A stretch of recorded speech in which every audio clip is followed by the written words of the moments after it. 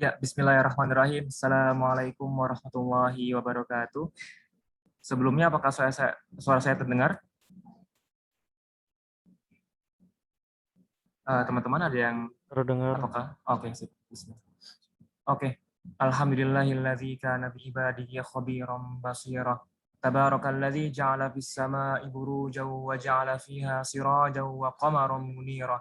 Asyhadu an la ilaha illallah wa asyhadu anna Muhammadan abduhu wa rasuluhu alladzi ba'atsahu bil haqqi basyiran wa nazira wa da'iyan ilal haqqi bi iznihi wa sirajan wa qamaran munira. Allahumma sholli alaihi wa ala alihi wa sahbihi wa sallim tasliman katsira. Amma ba'du. Ya, teman-teman semua, selamat datang di agenda terakhir Padis, webinar Padis gitu ya, di hari ketujuh ini. Dan di hari ini kita akan mendengar lebih dalam mengenai ekonomi Islam yang akan dipaparkan oleh Kang Rama Dhani Sanjaya. Mungkin sebelum kita memulai agenda malam hari ini, alangkah baiknya kita memulai dengan bacaan ayat suci Al-Quran oleh saudara kita kepada Kang Fandi Teguh Prasetyo, dipersilahkan. Baik, sebelumnya saya juga ingin memastikan apakah suara saya terdengar jelas. Terdengar, Fandi? Baik, mari kita lanjutkan. Sebelum kita memulai acara, mari kita mengucapkan basmalah, Bismillahirrahmanirrahim. Kemudian mari bersama-sama kita mendengarkan bacaan Al-Quran. A'udzu billahi minasyaitonir rajim. Bismillahirrahmanirrahim. Qul a'udzu birabbin nas, malikin nas, ilahin nas, min syarril waswasil khannas, alladzi yuwasswisu fi sudurin nas, minal jinnati wan nas. Aku berlindung kepada Allah daripada syaitan. Dengan menyebut nama Allah yang Maha Mengasih lagi Maha Penyayang. Katakanlah, aku berlindung kepada Tuhan manusia, Raja manusia, sesembahan manusia, dari kejahatan syaitan yang biasa bersembunyi, membisikkan kejahatan ke dalam dada manusia, dari golongan jin dan manusia. Wabillahi taufiq wal hidayah. Wassalamualaikum warahmatullahi wabarakatuh. Waalaikumsalam warahmatullahi wabarakatuh. Terima kasih kepada saudara Fandi yang telah membacakan Al-Quran. Semoga yang mendengarkan dan yang membacakan juga mendapatkan limpahan berkah dari Allah Subhanahu wa Ta'ala. Ya, teman-teman semua, di malam hari ini kita akan mengakhiri serangkaian agenda panjang Padis gitu ya, yang kita mulai dari minggu lalu. Kita membahas mengenai sekularisme, kemudian diteruskan dengan pluralisme, kemudian kita juga membahas mengenai feminisme oleh Kang Gilang, lalu juga dengan sejarah orientalisme juga, dan sekarang kita masuk ke dalam penghujung agenda kita, agenda mengenai Quafadis ekonomi Islam, refleksi, tantangan, dan peluang pengembangan. Mungkin bagi teman-teman yang mendalami ekonomi Islam, mungkin pernah mendapatkan ini ya, pernah mendapatkan sebuah cetukan gitu mungkin ya. Apakah ekonomi Islam cuma hanya sekedar marketing doang gitu ya, untuk menarikkan orang-orang Muslim gitu, untuk bisa mendapatkan produk perbankan syariah seperti itu, atau bagaimana gitu? Apakah dia muncul dari sebuah hal yang unik dari Islam, dari sebuah wahyu, atau bagaimana gitu? Kita akan membahas lebih dalam materi kita malam hari ini. Tapi sebelum kita memasuki materi malam hari ini, saya izin mengingatkan kembali sih buat teman-teman semua bahwa Padis membuka sebuah peluang buat teman-teman semua untuk masuk ke dalam program studi Padis gitu ya, angkatan kedua, di mana dalam program studi ini kita akan fokus membahas mengenai isu-isu pemikiran Islam. Dan teman-teman semua ini pun semua gratis bagi teman-teman yang ingin mengikuti dari awal sampai akhir. Kita akan membahas mengenai teori worldview dari awal, konsep Tuhan, konsep manusia, konsep kebahagiaan, konsep alam, konsep nilai, konsep jiwa, dan sebagainya, pun dengan beberapa masalah-masalah tantangan pemikiran kontemporer gitu ya, misalkan seperti sekularisme, liberalisme, dan sebagainya. Dan di sini akan ada banyak beberapa para mentor-mentor yang luar biasa juga ya. Jadi teman-teman bisa menggali ilmu dengan maksimal juga dalam waktu 6 bulan ke depan seperti itu. Kita akan membahas mengenai, bisa juga mengambil tentang epistemologi sains, ideologi dan politik sains, Syiah, dan sebagainya. Kita akan mencoba membaca artikel-artikel akademis yang akademis seperti itu ya. Dan teman-teman bisa mendalami materi-materi itu secara secara puas, mungkin sampai puas seperti itu ya. Nah, mungkin tanpa berbincang lama lagi, saya akan membacakan CV dari Kang Ramadhani Sanjaya malam hari ini. Beliau merupakan sekarang S2 di Master of Science in Finance SBM ITB 2020, dan beliau juga merupakan alumni dari program kaderisasi ulama atau PKU Gontor, dan beliau juga merupakan lulusan dari S1 Manajemen SBM ITB, dan beliau pun telah memiliki tulisan beberapa jurnal seperti jurnal di Business and Management yang berjudul Identification of Influencing Factor Islamic Based Value Entrepreneurship Towards Business Performance, a Study Case in Bandung, serta juga Equity Financing for SME in Indonesia, The Effect of Equity Crowdfunding Towards Financial Performance International Graduate Colloquium, di Conference on Management Emerging Markets. Dan sekarang sebagai mahasiswa pasca sarjana ITB gitu ya, dan beliau pun telah banyak mengisi pemateri-materian seperti pemateri di CIOS, di Center of Islamic and Occidental Study di Gontor, dengan judul kajian Islamisasi Budaya Pop Kontemporer, dan juga workshop juga di PKU Gontor dengan judul Ekonomi Islam dan Digitalisasi Ekonomi. Baik, tanpa memperpanjang waktu dan layar, saya persilakan kepada Kang Rama. Apakah sudah siap, Kang Rama?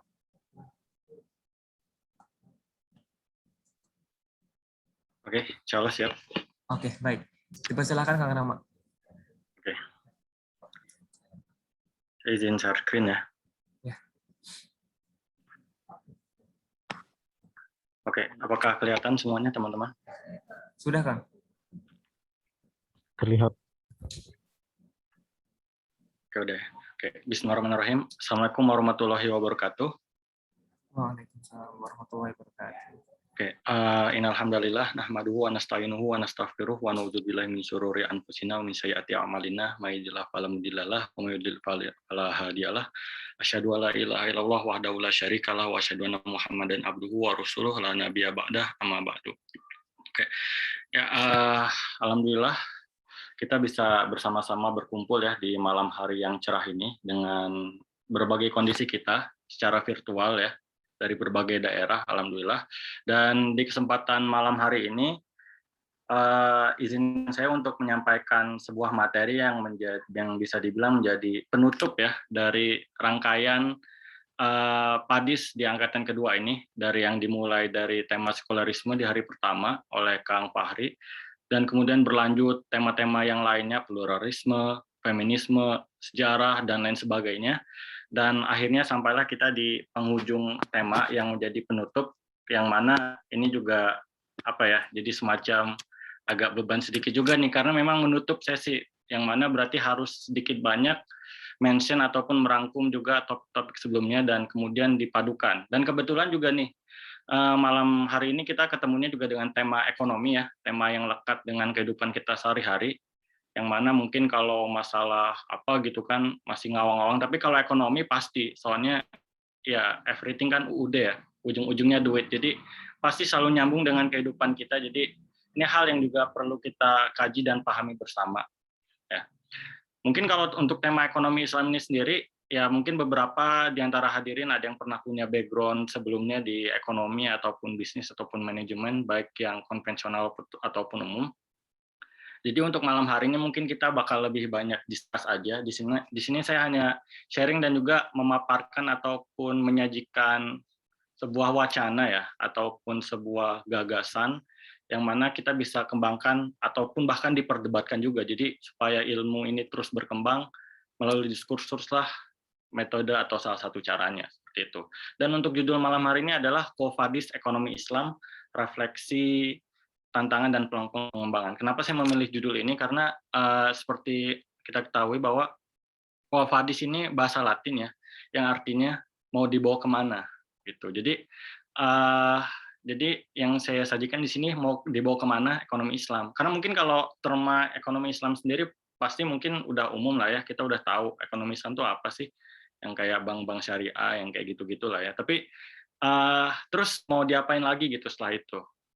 Terus bagaimana keadaannya sekarang, ataupun bagaimana tantangan atau what will we do next for that gitu. Jadi di sini saya mencoba untuk mengkaji makna dari itu.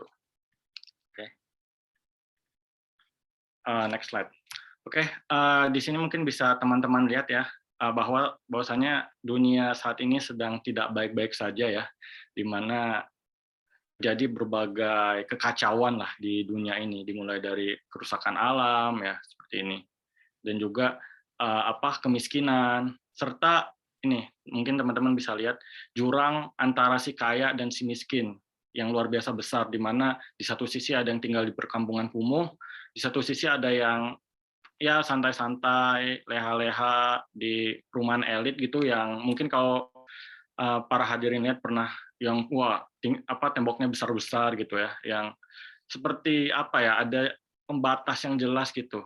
Dan juga dunia yang kaya makin kaya, yang miskin makin miskin, korupsi merajalela dan lain sebagainya. Sehingga ya di sini tuh saya coba tampilkan bumi yang sedang sakit ya, di mana ya walaupun dengan keadaan yang seperti ini, no matter what, I will still always love you, Human Kun, seperti itu ya. Jadi ya inilah kesempatan kita sebetulnya untuk merefleksikan diri tentang apa yang sebetulnya terjadi seperti itu ya. Kalau saya coba analisa ya, why the heck this is happening? Kenapa sih ini semua terjadi, kekacauan, ketidakmerataan, kezoliman di mana-mana? Salah satunya adalah karena merajalelenya sekularisasi. Nah, ini nyambung ya dengan materi yang pertama. Jadi saya coba jabarkan ya tentang makna, sedikit refer back tentang makna dari sekularisasi itu sendiri. Mungkin teman-teman bisa lihat di kolom chat ya, bahwasanya secara umum sekularisasi itu sebetulnya bisa kita definisikan menjadi secara umum sekularisasi itu bisa kita sederhanakan menjadi 3 poin ya.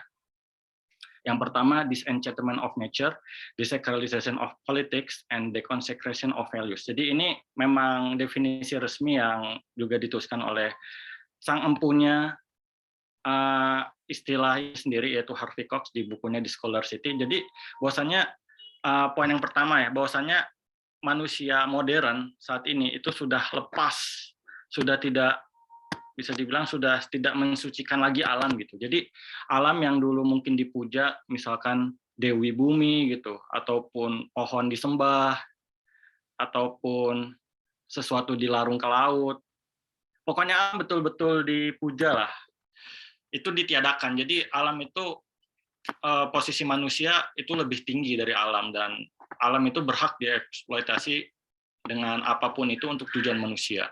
Itu poin yang pertama ya. Yang kedua, desacralization of politics. Jadi politik itu sudah tidak sakral lagi, sudah tidak mulia lagi, sehingga lahirlah wacana seperti Machiavelli ya dalam teorinya, yang mana dalam politik dihalalkan untuk melakukan segala cara asalkan tujuan terpenuhi. Dan yang poin yang ketiga yaitu deconsecration of values, yang mana nilai-nilai itu ditiadakan ya, atau nilai-nilai itu dimusnahkan, sehingga tidak ada nilai di muka bumi ini, ataupun moralitas itu ya dibuang jauh-jauh lah. Yang penting adalah pencapaian tujuan itu sendiri, seperti itu. Sehingga pada akhirnya menyebabkan hal-hal itu tadi, di mana sekularisasi ini memang mendorong kemajuan ataupun kemodernan manusia karena melepaskan dari sisi mitologi, mistisisme, dan lain sebagainya. Tapi pada akhirnya juga ada timbal baliknya lagi, atau efeknya yaitu kerusakan alam dan ketidakadilan tadi. Yang kedua, karena kenaifan dan utopia Marx. Nah, ini juga yang sudah dibahas di materi 2 hari lalu ya, dengan Kang Derajat. Jadi bahwasannya memang yang menjadi antitesis dari kapitalisme ini sendiri ataupun perputaran modal yang luar biasa ini adalah bahwa segalanya ditekankan untuk produktivitas, terus juga profit yang tinggi dan lain sebagainya dan seterusnya. Sehingga lahirlah Marxis ini yang menggoncang semuanya, dan tidak boleh lagi ada hak kekayaan individu karena para borjuis itu hanya semena-mena dengan proletar, ataupun juga negara harus direbut oleh kaum buruh. Alat produksi semuanya harus disimpan, diratakan, dan semuanya harus dibagikan sama rata gitu. Tapi ya pada akhirnya ini semua apa ya, hanya naif saja. Pada akhirnya ideologi komunisme ini sendiri tidak laku ya, terbukti dari apa namanya, Uni Soviet yang sudah runtuh gitu ya. Dan juga ya kita lihat yang masih bertahan sekarang lah, kayak North Korea gitu ya, Kim Jong Un, ataupun negara-negara yang komunistik yang lainnya, pada akhirnya ujung-ujungnya pun kayak Cina aja contoh. Ujung-ujungnya dalam tanda kutip kapitalis juga, walaupun mereka masih komunis. Jadi memang ideologinya udah nggak laku lagi gitu. Dan selanjutnya karena manusia greedy dan lost their faith gitu. Jadi bahwasanya Rasulullah menegaskan kan ya, bahwasanya ketika seseorang melakukan sebuah maksiat berarti dia telah kehilangan keimanannya pada Allah. Dan juga memang manusia itu di dalam apa kajian-kajian juga disebutkan bahwasanya dia diberikan satu gunung, dia tidak akan cukup terus. Jadi memang pekerjaannya yang menumpuk-numpuk harta, tidak pernah puas, dan memang sudah digambarkan oleh Allah ya karakter seperti itu. Tapi sehingga lahirlah ajaran-ajaran Islam ini sendiri yang mengatur itu semua gitu, di mana kita tidak boleh bermewah-mewahan, dalam tanda kutip, tidak boleh menumpuk harta seperti itu. Dan untuk selalu berbagi dengan sesama kita gitu. Dan pada akhirnya yang terjadi adalah seperti ini. Nah, ini adalah testimoni langsung asli ya, lihat yang di tengah ini. Rupiah anjlok, ini kata Gubernur BE ya, akibat ekonomi riba. Kawan-kawan hari ini bisa langsung ngecek langsung ya. Beliau ngomong sendiri loh, bahwa waduh ini kenapa terjadi seperti ini ya, salah satunya karena sistem ribawi ini. Ataupun nih, yang lagi hangat juga isu sekarang, mengapa anak muda Korsel makin enggan menikah, apalagi punya anak. Nah ini temanya nyambung dengan child free nih. Jadi fenomena ini kalau dibuka artikelnya secara lengkap di Tirto ya, karena kapitalisme itu sendiri yang mendorong semuanya serba mahal, sehingga orang-orang itu jadi serba apa ya, jadi serba khawatir gitu. Mungkin ada yang pernah lihat postingan di sosial media dari apa financial advisor gitu-gitu, personal finance yang bilang siapkan dana investasi untuk biaya sekolah anak. Karena per anak misalkan ada yang TK-nya sampai ratusan juta atau sampai miliaran, terus orang jadi overthinking, aduh punya anak tuh ribet gitu, biayanya mahal, besar, dan lain sebagainya, sehingga tidak percaya lagi dengan konsep rezeki dari Allah dan lain sebagainya. Karena otaknya sudah dikuasai oleh hal-hal seperti itu ya. Atau ini foto yang ketiga juga. Nih, foto kelaparan yang mengerikan yang melanda Uni Soviet. Jadi saya pernah nonton video ya, bahwasanya ternyata memang awalnya niatnya baik ya, semua alat produksi itu dikuasai oleh negara, semua hasil produksi itu juga disetorkan ke negara untuk kemudian dibagikan secara merata. Tapi pada akhirnya, at the end, semua akan menjadi borjuis pada waktunya. Jadi ada teman-teman mungkin bisa cari videonya ya. Jadi petani udah ngolah tanamannya gitu, terus hasilnya diangkut ke pusat, terus nanti habis itu distorin lagi, tapi ujung-ujungnya apa? Ya kayak bansos, dikorup dulu gitu, diambil, akhirnya yang turun ke masyarakatnya nggak merata gitu. Yang akhirnya terjadi seperti ini. Ujung-ujungnya elit-elit komunis pun juga akhirnya jadi borjuis juga, korup juga. Padahal tadinya mereka pengen menghancurkan ketidakadilan itu kan. Tapi ya karena itu tadi, karena dorongan greedy tadi, dan juga memang fitrah manusia yang mencintai harta, ya pada akhirnya sulit untuk itu semua terjadi tanpa suatu hal yang menjadi counterbalance-nya gitu. Oke, next. Nah, sehingga solusinya apa gitu? Ini yang saya rangkum dari penelitian di IMS Education of Finance di UK. Kita harus mencari sistem ekonomi yang sufficient for every individual of the society, mencukupkan setiap individu di masyarakat. Yang kedua, menghancurkan berbagai macam sebab dan sesuatu yang memberikan jalan menuju korupsi, mendiscourage ataupun juga menurunkan konsentrasi atau penumpukan harta di tangan individu tertentu, atau ya karena faktanya 80% kekayaan dunia itu hanya dikuasai oleh mungkin kurang lebih 2% orang di muka bumi gitu. Jadi betapa terdapat kesenjangan ya. Dan yang terakhir yaitu bring a proper balance between capital and labor, yang mana semuanya seimbang ya, jadi nggak terlalu kanan ataupun nggak terlalu kiri gitu. Sehingga pada akhirnya yang harus kita lakukan adalah menghadirkan ekonomi yang berkeadilan dan sesuai dengan fitrah manusia, and that was ekonomi berbasis pandangan hidup Islam. Jadi we start from the why first ya. Nah, terus langkahnya gimana nih? Nah, ini mungkin saya juga akan menyajikan sebuah wacana yang mungkin kalau yang belum pernah berinteraksi dengan wacana ini mungkin jadi sedikit tahu ya. Bahwasanya proses untuk ke ekonomi Islam itu sendiri nggak ujuk-ujuk gitu aja ya, tapi memang ada sebuah perjalanan panjang di dalamnya. Karena sebetulnya aktivitas ekonomi manusia itu sendiri secara fitrah atau natural memang berasal dari kata ekonominya juga kan ya. Ekonomos yang artinya pengaturan rumah tangga manusia gitu. Sehingga dari zaman Nabi Adam sampai sekarang manusia selalu berekonomi. Dan ekonomi pun sebetulnya memang dia selalu ada value atau nilai yang melandasinya gitu. Jadi apapun bentuknya, ketika ada suatu nilai yang melandasinya, dia bisa berubah haluan seperti itu. Nah, sehingga memang pada akhirnya diperlukan sebuah proses islamisasi seperti itu dari sebuah aktivitas atau keilmuan yang mana nanti akan melahirkan sebuah praktek. Nah, kalau pengertiannya sendiri dari Syed Naqib Alatas, islamisasi adalah pembebasan akal dan bahasa manusia dari magic, mitologis, animisme, nasionalisme, dan sekularisme, yang juga membebaskan manusia dari sikap tunduk terhadap keperluan jasmani yang cenderung menzolimi dirinya sendiri. Karena sifat jasmani adalah cenderung lalai terhadap hakikat dan asal-usul manusia. Dengan demikian, islamisasi tidak lain adalah proses pengembalian terhadap fitrah itu sendiri. Yang mana prosesnya dilakukan melalui 3 cara. Yang pertama itu dewesternisasi, yaitu membersihkan atau menyaring dari nilai-nilai yang tidak sesuai dengan konsep Islam. Karena pada akhirnya Islam ini sendiri itu tidak anti dengan nilai-nilai yang lain yang baik ya, tapi selagi tidak bertentangan dengan akidah, kita terima seperti itu. Kemudian mengintegrasikannya dan melakukan proses islamisasi terhadapnya. Sehingga lahirlah ekonomi Islam itu sendiri, yang mana memang diskursus ekonomi Islam secara terma ini sendiri baru di sekitar abad 20-an, yang mana lahir dari sebuah fenomena ekonomi kapital waktu itu, yang pada akhirnya mendorong para ulama untuk beradaptasi dengan dunia modern dan juga menghadirkan kembali nilai-nilai Islam. Seperti itu. Selanjutnya, sehingga memang yang menjadi landasan dari bagaimana kita memandang suatu aktivitas ekonomi itu ditentukan juga oleh pandangan hidup kita, yang mana bagaimana kita memandang hidup Islam itu seperti apa sih? Di sini ada beberapa key elemennya.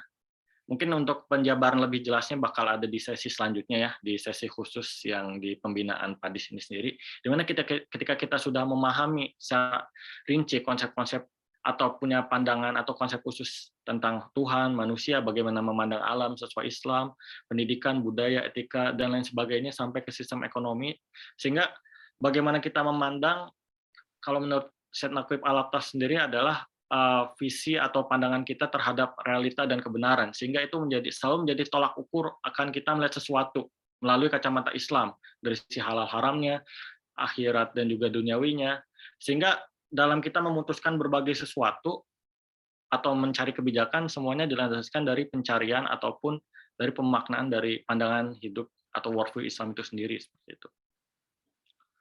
Yang mana ketika kita coba turunkan ke dalam ekonomi, ketika kita sudah memahami konsep harta, konsep manusia sebagai makhluk yang diatur oleh Allah sebagai al-Khaliq, yang kita terikat, dan juga bagaimana tata cara atau konsep berekonominya, sehingga di sini bisa dilihat dari tujuan, hakikat, perilaku, orientasi gaya hidup yang dari tadinya barat, materialistis, liberal, konsumtif, individualis, hedon, ketika kita coba ubah dan arahkan ke arah yang Islami, itu akan menjadi seperti apa sih?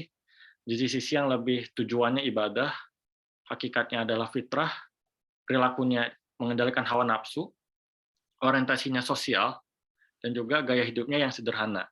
Yang mana sederhana ini tidak serta-merta diartikan miskin ya, karena memang sederhana ini adalah sesuai dengan waktu dan tempatnya. Karena ketika kita melihat Rasulullah sendiri pun, beliau sederhana ya, dan tidak hanya selalu misalkan makan sedikit ataupun unta yang terjelek, enggak ya. Tapi kalau kita lihat ternyata Rasulullah walaupun kehidupannya atau pakaiannya sederhana, tapi ketika masalah teknologi perang, beliau punya unta terbaik yang namanya Qaswa, yang unta itu bisa dibilang unta yang larinya paling cepat sehingga dipakai oleh perang. Rasulullah juga punya baju perang yang bagus, yang canggih, sehingga ada beberapa hal di dalam dunia ini sehingga kadang-kadang orang salah ketika memandang berarti ketika Islami harus selalu menjadi yang sufi ataupun anti dunia, tidak seperti itu ya, tapi tetap adil dan seimbang pada waktu dan tempatnya. Intinya tidak berboros-borosan dan tidak bermewah-mewahan. Seperti itu. Sehingga dari proses tadi kita coba definisikan dan juga ambil saripati prinsipnya, sehingga ekonomi Islam ini adalah sebuah konsep ataupun ilmu tentang perilaku hidup manusia dalam memenuhi kebutuhan hidupnya dengan tujuan memperoleh al-falah, yaitu kedamaian dan kesejahteraan dunia maupun akhirat. Yang mana prinsipnya adalah keadilan dan spiritnya adalah sharing atau berbagi dan tolong-menolong antar sesama manusia dengan perintah untuk berekonomi dengan aturan Allah serta larangan untuk menimbun dan akumulasi harta. Di Quran surat Al-Hasyr ayat 7 ya, dikait takunu dulatan bainan nas. Karena inilah salah satu sumber kekacauan tadi ya, ketidakmerataan tadi. Sehingga pada akhirnya didoronglah wakaf, infak, zakat, sodako, dan lain sebagainya supaya terjadinya aliran harta dan juga berputarnya ekonomi itu sendiri, tidak menumpuk atau tersumbat. Ya, karena kalau kita coba ibaratkan dengan sungai, ketika aliran sungai itu dihalangi atau disumbat, maka dia akan menjadi keruh dan akan terjadi kekeringan di daerah lainnya. Begitu juga lah prinsip ekonomi Islam. Sehingga memang ketika kita berbicara tentang pelakunya sendiri, yaitu manusia, itu diberikan amanah, yang mana ini kata kuncinya ya, sebagai khalifatullah fil ard, oleh Allah selaku khalik, ya, sehingga kita sadar posisi kita untuk memimpin dan mengurus bumi, sehingga ya harta kita, jiwa kita, dunia kita, semuanya kepemilikan Allah gitu. Jadi kita tidak punya hak apapun, kita sebagai Abdullah atau hambanya Allah, kecuali semata-mata melaksanakan perintahnya dari Allah seperti itu ya. Jadi ya ketika kita dititipkan oleh Allah suatu harta, Allah bilang itu ada bagiannya untuk orang miskin, misalkan 2,5%, ya itu karena hartanya Allah seperti itu. Jadi ya kita tidak berhak mengklaim bahwa 100% harta kita adalah milik kita gitu. Walaupun memang ada porsi milik kita. Sehingga memang Islam ini sendiri dia seimbang ya. Dia tidak menekankan pada sosialisme yang misalkan ekstrim seperti Marxis, di mana tidak ada hak individu, tapi juga nggak semata-mata memandang harta itu adalah kepemilikan kita sendiri dan kita bebas, enggak ya, jadi seimbang. Yang kemarin juga sempat dibahas oleh Kang Derajat ya di materi konsep harta yang kemarin, itu dalam tinjauan Marx dan Islamnya seperti apa. Nah, sekarang kita coba dengan kacamata atau pisau analisis worldview nih. Nah, karena kan kita padis ya, jadi berbau-bau pemikiran lah. Jadi kalau cuma membedakannya secara biasa, kurang gimana gitu, harus lebih sophisticated lagi, harus lebih canggih lagi, harus lebih filosofis lagi gitu. Nah, kalau menurut Prof. Hamid Fahmi Zarkasi, beliau menulis makalah tentang worldview Islam dan kapitalisme Barat. Jadi kita coba lihat ya, bahwasanya pandangan hidup Barat itu gambarannya khas tentang teori pertumbuhan ekonomi. Jadi pertumbuhan terus yang dikejar, profit terus, yang berdasarkan pada asumsi utopis bahwa ekonomi adalah ilmu yang bebas nilai, rasional, analitis, dan teknis. Yang mana ini sendiri terbantahkan dengan cabang ilmu yang lainnya, behavioral economics, yang bahkan diskursusnya juga padat ya. Yang mana sistem ekonomi ini berpegang pada teori bahwa perkembangan ekonomi ditentukan oleh pasar, yang mana seringkali disebut sebagai the invisible hand ya. Nah, tapi pandangan hidup Islam itu sama sekali berbeda ya. Jadi tidak berangkat dari pemikiran tentang kehidupan dunia saja, tapi juga keduanya ya, man aradad dunya wa man aradal akhirah. Dan juga dalam ayat yang lain, wala tansa nasibaka minad dunya. Gitu. Oleh sebab itu konsep tentang kehidupan juga selalu terkait erat dengan kehidupan akhirat. Sehingga jika kapitalisme memisahkan moralitas dari teologi, maka Islam tidak. Islam tidak menafikan perlunya rasionalitas untuk menyelesaikan berbagai masalah kehidupan di dunia, tapi juga konsep rasional dalam Islam tidak hanya terbatas pada hitung-hitungan matematis semata ya, tapi melibatkan juga dimensi spiritual dan metafisik, sehingga tidak semata 1 tambah 1 2, tapi bahkan dalam matematika Islam, dalam sodakoh ya, dari 1 bertumbuh menjadi 10, tumbuh jadi 100, yang mana ada 7 sehingga jadi 700 ya. Masul ladzina yunfikuna fisabilillah kamisali habatin ambatat sab'asa minabila fi kulli sumbulatin mi'atu habbah gitu di ayat Al-Qur'an. Next. Nah, sehingga ketika kita coba padankan ya, sehingga seperti ini. Saya menerangkan bahwasannya memang apa yang baik ataupun apa yang maksudnya menurut kita baik ya di kapitalisme ataupun di sosialisme, ada memang hikmah-hikmah yang bisa kita ambil.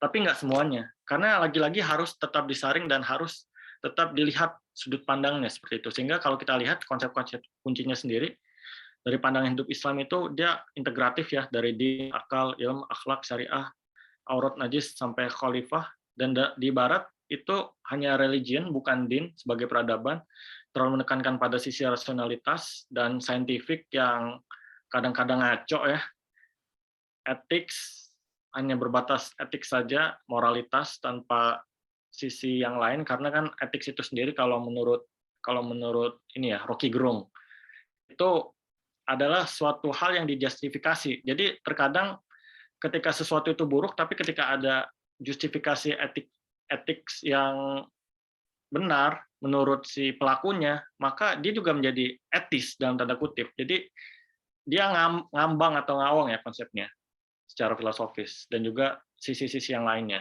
yang mana sekular dan positivism terlalu menekan kepada sisi-sisi yang empirical ya, terlalu mengejar efisiensi dan juga mengagung-agungkan HAM seperti itu. Jadi berbeda. Ketika memang sudah menabrak, maka kita harus bisa memilih dan memilah seperti itu. Sehingga teman-teman mungkin mulai bisa menerka nih atau menjawab. Ini saya ada sedikit tantangan nih. Sehingga ketika kita memandang ekonomi itu sendiri, ini adalah konsep-konsep kuncinya ya. Apa sih sebetulnya kemakmuran itu, kesejahteraan? Apakah sebuah harta yang meningkat, punya harta banyak, punya mobil mewah, atau apa? Kalau menurut Barat seperti apa, dan menurut Islam seperti apa? Terus apa itu keadilan? Apakah adil berarti setara dan sama, atau seperti apa? Terus apa itu pertumbuhan? Jadi kan selalu dengar istilah PDB, GDP growth, sekian persen pertumbuhan ekonomi, 5%, 7%, atau minus. Sebenarnya itu apa sih angka-angka yang ada di balik itu, atau sebenarnya apa yang harus kita tumbuhkan atau kejar? Kualitas manusiakah, spiritualitaskah, atau apa? Dan apa itu kemajuan atau perkembangan?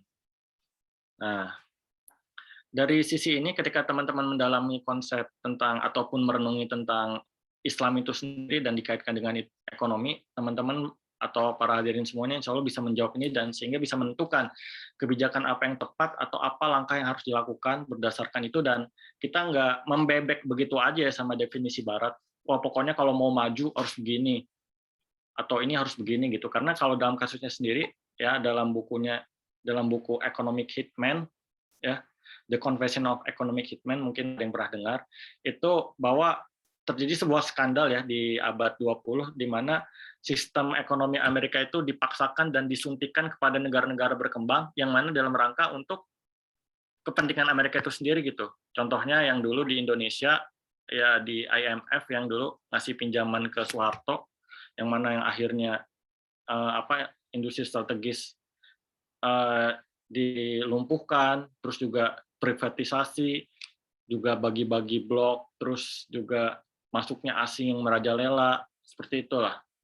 Karena kita diberikan resep oleh Barat yang kita telan mentah gitu aja, dan kita nggak kritis, berpikir kritis atau merenungi sebenarnya apa yang bisa kita lakukan sih. Dan juga kita sebetulnya kan udah punya petunjuknya, yaitu Al-Quran dan As-Sunnah. And why not take from that, and kenapa kita harus merasa inferior seperti itu. Dan inilah yang bisa menjadi bahan percik renungan buat teman-teman semua ya. Nah, sekarang kita beralih ke sisi tantangannya nih.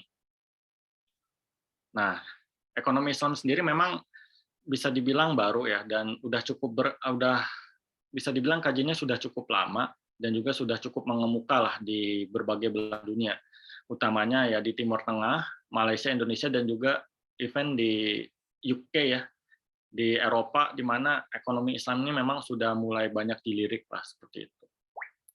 Nah, tapi pada kenyataan realnya, kalau kita mau ambil contoh kasusnya di Indonesia aja, menurut OJK, market share perbankan syariah itu hanya 6,55% pada awal tahun 2021 ini.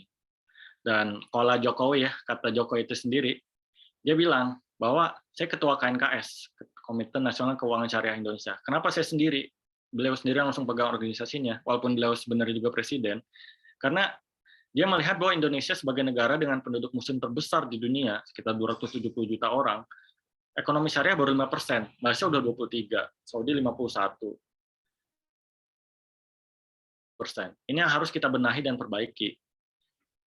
Yang mana keuangan ini dari penduduk kita 250 juta, yang 87%-nya muslim, keuangan syariah kita baru 5%. Padahal kalau kita mau coba hitung-hitungan matematis ya, anggaplah dari 87% muslim ini ya yang nggak muslim KTP lah, yang muslimnya cukup beriman dan pengen mengamalkan ada 50%-nya, anggaplah 40%. Terus dari 40% itu yang percaya bahwa riba itu haram, ataupun pengen meninggalkan ada setengahnya juga, berarti sekitar 20-an%.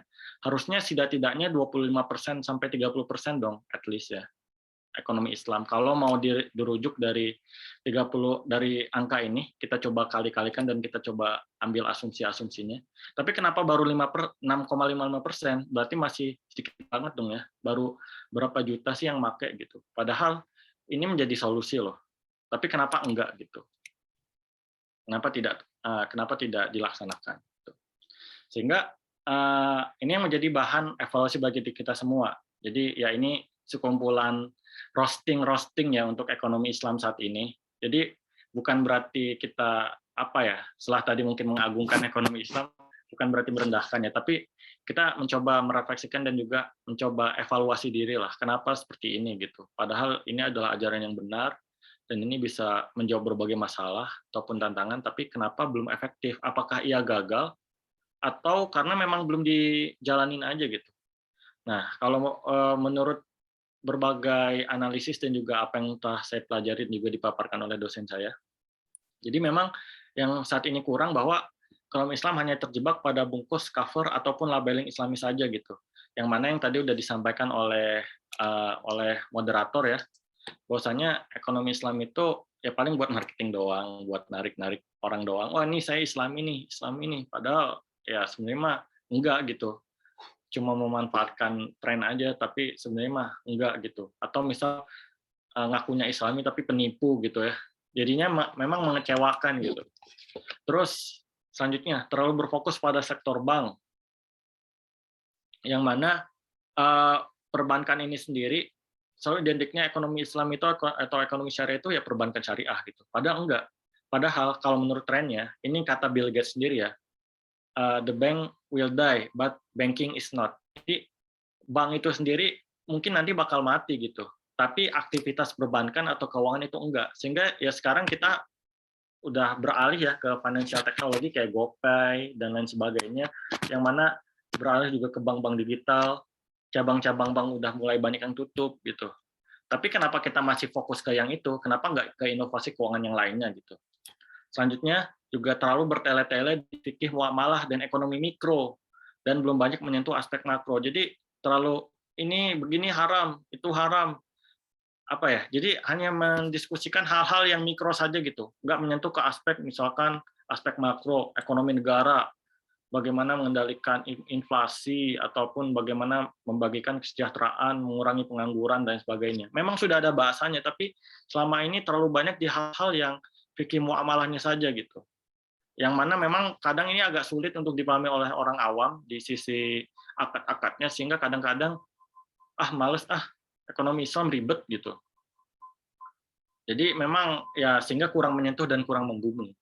Selanjutnya kurang menangkap isu-isu progresif. Contohnya pemberdayaan masyarakat marginal ataupun juga pemberdayaan UMKM ya. Sehingga kemarin ketika BSI ataupun ketika bank-bank Islam ini bersatu ya, merger kemarin yang salah satunya juga untuk meningkatkan market share dan juga untuk menyelesaikan masalah-masalah yang udah kita sebutkan tadi.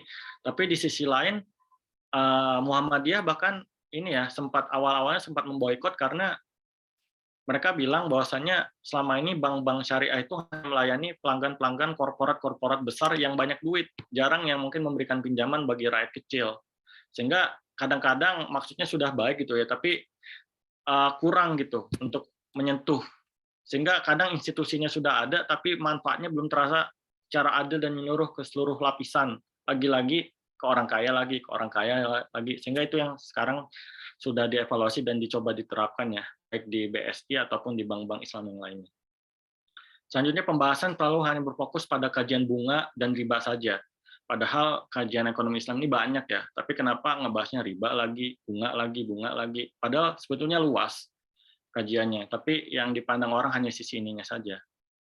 Dan juga gerakan hijrah tanpa breakthrough solusi ilmu dan inovasi. Jadi ayo tinggalkan, emang harus ditinggalkan, tapi terus apa gitu.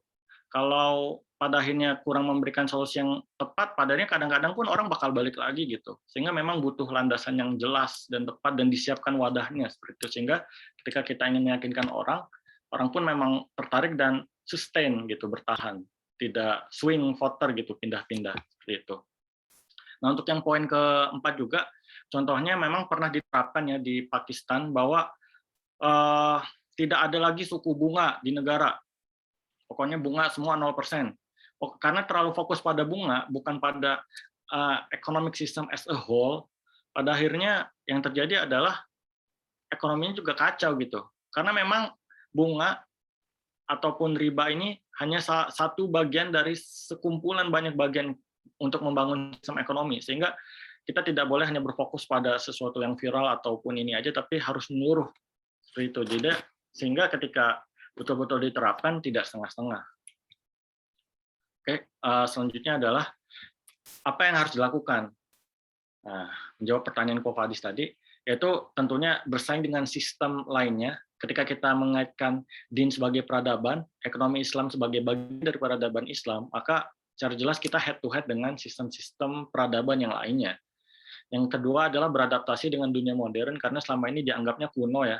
Itu adalah sistem ekonomi ratusan tahun lalu, padahal sejatinya enggak.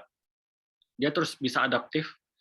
Dan selanjutnya yang harus dilakukan adalah menciptakan model-model yang integratif dan solutif ya, sesuai dengan keadaan zaman, dan memperbanyak research untuk terus mengkaji ekonomi Islam dan menemukan terobosan-terobosan lainnya yang baru.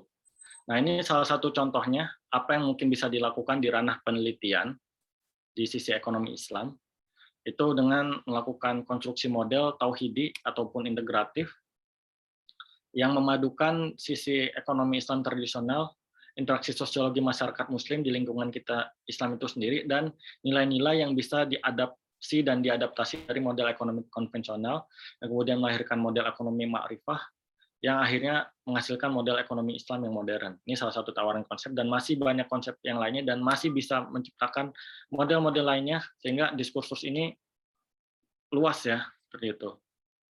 Selanjutnya adalah peluang pengembangannya. Nah, apa yang mungkin kita bisa lakukan ya untuk pengembangan ataupun tren-tren apa yang mungkin bisa menjadi momentum bagi ekonomi Islam untuk terus berkembang ya. Yang pertama adalah digitalization ya. Jadi dengan lahirnya atau dengan munculnya fenomena internet ini sendiri, yang kawan-kawan hadirin bisa lihat semua, lihat dari total populasi Indonesia sekitar 270 orang, ternyata yang punya HP ada 345. Wah, berarti satu orang nih, dia bisa memegang 1,5 sampai 2 HP ya. Jadi ternyata jumlah ponselnya lebih banyak daripada jumlah manusianya. Mungkin ya yang satu HP buat apa, yang satu akun utama gitu, yang satu buat akun fake-nya gitu atau apa mungkin. Sehingga bisa punya 2 HP atau gimana. Tapi ternyata inilah potensi yang besar ya. Dan juga pengguna internetnya ada 200 juta orang, dan juga pengguna medsosnya ada 170 juta orang. Ini berdasarkan data dari Hotsuite, yang mana pada akhirnya juga dari pemakaian internet ini sendiri, juga dari jumlah pengguna tersebut, mereka menghabiskan waktu dalam sehari itu kurang lebih rata-rata 8 jam hanya untuk melihat gadget ataupun internetnya saja gitu. Sehingga memang ini jadi peluang untuk ekonomi sekarang untuk semakin bergerak ke arah digitalisasi ya, yang mana dengan lahirnya e-commerce ini juga menjadi peluang yang membantu para UMKM bahkan di daerah terpencil sekalipun untuk mendapatkan kue rezeki dari sana, dan juga memudahkan transaksi kita gitu. Sehingga memang momentum mendirikan startup teknologi ini adalah salah satu juga ikhtiar atau upaya untuk memanfaatkan ini semua gitu.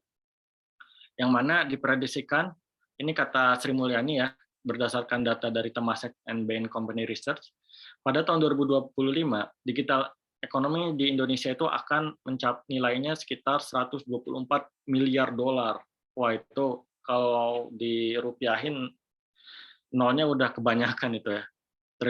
Ribuan triliun dari yang tadinya 44 miliar dolar di tahun 2020, yang mana pada saat ini ekonomi digital di Indonesia juga masih menjadi nomor 1 di Asia Tenggara, dan juga untuk perkembangan startup teknologi juga berdasarkan datanya juga sudah bersaing kalau nggak salah nomor 4 secara internasional dibanding dengan Amerika, China, dan negara Eropa lainnya, sehingga ini luar biasanya potensi market kita ya. Selanjutnya juga ekonomi Islam bisa menyentuh atau pada aspek SDG ya, United Nations atau Sustainable Development Goals, yang mana itu juga merupakan bagian dari ethical economics, di mana orang-orang sudah mulai sadar akan pentingnya menjaga lingkungan, akan pentingnya nilai-nilai humanistik, tentunya bukan yang sekuler ya, empati, dan juga altruism, sehingga sekarang semuanya udah serba green, hijau. Wah, ini harus ramah lingkungan. Wah, ini nggak boleh macam-macam seperti itu. Dan harus mewujudkan juga yang ini development goals-nya. Nah, ini tuh sebetulnya ketika kita kaitkan, ini mungkin bakal ada kajiannya khusus ya. Teman saya pernah mengkaji ini secara khusus tentang bagaimana memandang SDG ini, karena memang tetap ada nilainya sekularisasinya, contohnya di sini gender equality. Tapi kalau kita coba memperhatikan tren ini sendiri ya, bahwa ini adalah tren yang positif, karena ini semua sesuai dengan nilai-nilai Islam. Sehingga memang menurut penelitian dari orang-orang Barat sendiri, ekonomi Islam itu bukan hanya dicari dari sisi agamanya saja ya, tapi juga karena memang memberikan solusi yang etikal gitu, untuk orang-orang yang memang sudah peduli dan punya kesadaran, sudah tumbuh, sudah terbangun gitu, bahwa kita harus mencari nih. Jadi memang basis landasannya bukan cuma agama ya, tapi juga memang melihat pada kenyataannya, sehingga ini adalah momentum yang juga bisa kita persiapkan seperti itu ya. Kita bisa tangkap dan kaji secara khusus gitu. Kalau mungkin mau ngambil contoh yang lain, contohnya balik lagi ke digitalization ya, bahwa kalau dulu mungkin pinjam uang ketika ingin mengembangkan usaha ya, itu harus pinjam uang ke bank yang mana ada bunganya dan itu riba ya. Tapi sekarang lihat, startup itu model pendananya udah semakin menuju mudharabah ya, dengan lahirnya dengan lahirnya venture capital, yang mana memang menyuntikkan modalnya nggak dibalikin lagi, tapi sistemnya adalah profit sharing. Ketika perusahaannya bertumbuh, atau value-nya naik, maka itu juga mendatangkan keuntungan bagi investor.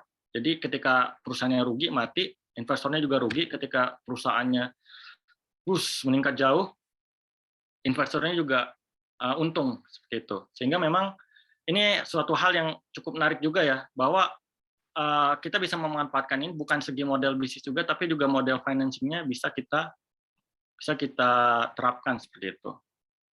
Selanjutnya, dari sisi yang lain yang bisa kita tangkap momennya yaitu post capitalism trend.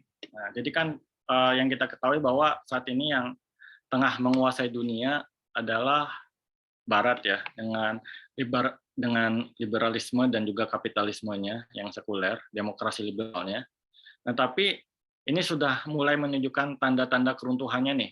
Kalau berdasarkan data survei di Amerika, bahwa sekitar lebih dari setengah bangsa Amerika sendiri, ada dokumenternya juga, itu mengatakan bahwasannya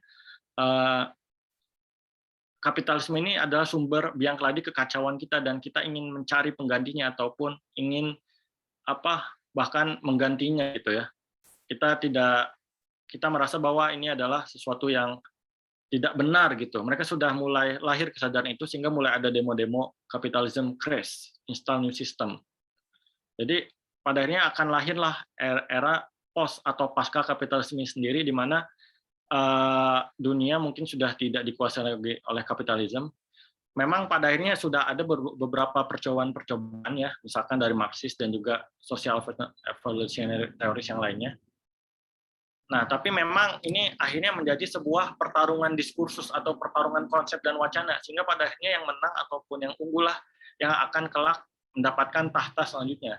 Dan inilah kesempatan ekonomi Islam untuk hadir dan masuk ke dalamnya sebetulnya ya. Karena kalau dari pemikir-pemikir sendiri di sini bisa dilihat dari berbagai fenomena yang ada ya, dari tadi teknologi yang di sisi ini, juga gerakan-gerakan dari civil society, ataupun juga dari sisi pekerjaan di mana sekarang sistem sudah sharing ekonomi, di mana sudah tidak yang jam kerja yang buruh lagi, ataupun ya hal-hal yang identik dengan kapitalisme lah, juga semakin demokratis dan lain sebagainya di sini bisa dilihat. Dan juga tren-tren perubahan dari sisi konsumsi dan produksi, sehingga ini akan kelak melahirkan sebuah sistem ekonomi baru yang mengkoreksi ataupun menggantikan sistem ekonomi kapitalisme yang saat ini sedang berlaku seperti itu. Sehingga inilah momen yang sebetulnya bisa kita manfaatkan ya. Dan demikian yang bisa saya sampaikan. Kurang lebihnya mohon maaf. Billahi taufiq wal hidayah, waridul inayah, wassalamualaikum warahmatullahi wabarakatuh. Waalaikumsalam warahmatullahi wabarakatuh. Terima kasih Kang Rama atas materi yang luar biasa ya, dan telah bisa merangkum juga dari materi awal yang telah disampaikan juga sampai hari ini gitu ya. Mungkin teman-teman yang mau mengajukan pertanyaan bisa langsung via chat atau melalui fitur raise hand buat yang ingin berbicara langsung gitu ya. Maaf saya agak sariawan jadi agak berbelit-belit, maaf ngomongnya. Mungkin kan sebelum menunggu teman-teman yang ingin bertanya, agak mau ini juga sih, mau nanya juga sih dari saya sebagai moderator ya. Kalau kita merefleksikan sebagai ekonomi kan pasti ada distribusi serta ada produksi serta ada konsumsi gitu ya. Kalau saya lihat kan sekarang produksi itu kan banyak barang-barang yang mungkin nggak penting bagi masyarakat banyak ya, kayak kapal pesiar pribadi, kapal jet pribadi sebagainya gitu. Itu apakah itu juga merupakan sebuah dampak dari kapitalisme gitu kan? Kayak banyak barang-barang yang diproduksi itu bukan untuk kepentingan manusia seperti itu sih kan? Yap, benar banget ya. Jadi bahwa memang kalau dalam Islam itu sendiri sebetulnya diatur adab-adab dalam konsumsi ya, dalam spend ataupun infak. Infak itu kalau konsep dalam Islam itu sendiri bukan infak itu sedekah bukannya, tapi infak itu adalah membelanjakan harta. Di mana memang Islam mendorong untuk pembelanjaan harta itu sendiri pada sektor-sektor yang memang menjadi kebutuhan seperti itu. Nah, tapi dunia sekarang itu tumbuh dengan simbolisme. Jadi tumbuh dengan marketing, tumbuh dengan sesuatu yang digomborkan untuk mencapai suatu identitas tertentu, kita harus memiliki produk tertentu. Yang mana itu diarahkan melalui advertising, periklanan, dan lain sebagainya, yang mana akhirnya membuat kita yang tadinya nggak mau beli, akhirnya jadi pengen beli gitu. Dan juga orang-orang yang kapitalis dalam tanda kutip tadi, mereka sebetulnya membuat sesuatu yang sebenarnya harganya murah, tapi dengan tambahan bumbu-bumbu, wah, this is luxury, this is will make you more confident, dan lain sebagainya, akhirnya membuat orang-orang jadi terpaksa untuk membeli gitu, terpaksa untuk terpaksa untuk menghabiskan hartanya, membelanjakan hartanya alih-alih untuk ditabung atau dimanfaatkan di sektor produktif yang lainnya, yang akhirnya habislah di sisi-sisi yang tadi dalam tanda kutip terlalu konsumtif itu. Jadi ini merupakan suatu fenomena juga ya yang lahir dari sistem ekonomi kapitalis yang eksploitatif tadi itu. Dan apa yang mungkin bisa kita lakukan selanjutnya ya tentunya itu lahir dari kesadaran pribadi ya. Apakah kita memang betul butuh kapal pesiar mewah? Sebetulnya apakah memang itu penting gitu, atau hanya memenuhi hasrat pribadi aja gitu. Makanya ini juga sebetulnya lahir gerakan di Barat, antitesisnya juga ya, minimalism, yang ternyata dari kesadaran orang Barat sendiri melihat bahwa ini juga nggak benar gitu. Jadi ya kita selaku orang Muslim yang udah paham, ya harusnya kita tahu dong, orang Barat aja udah mulai banyak yang paham bahwa itu sampah, itu nggak berguna. Dan ya kalau kita tentunya ya jawab sendiri lah ya, tentunya kita nggak boleh kayak gitu sih, mungkin itu.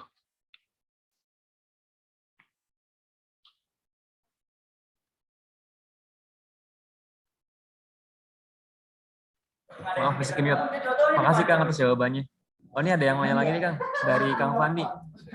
Bagaimana ekonomi Islam memandang investasi? Contoh misalkan seperti saham, reksadana, obligasi, sukuk, emas, dan sebagainya sebagai tren ekonomi kekinian apa peluang yang bisa dikembangkan dari sana? Oke, ini pertanyaan yang bagus banget ya, bahwa memang sekarang lagi tren juga nih di kalangan anak-anak muda.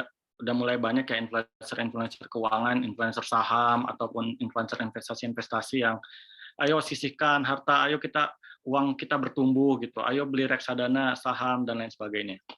Nah, jadi memang ini juga yang jadi satu hal yang mungkin kita bisa lakukan juga ya dalam mendukung percepatan pertumbuhan ekonomi Islam sendiri dengan terus senantiasa meningkatkan literasi keuangan kita gitu.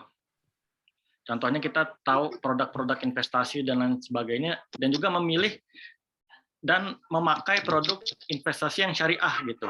Juga untuk memperbesar pangsa pasar itu sendiri.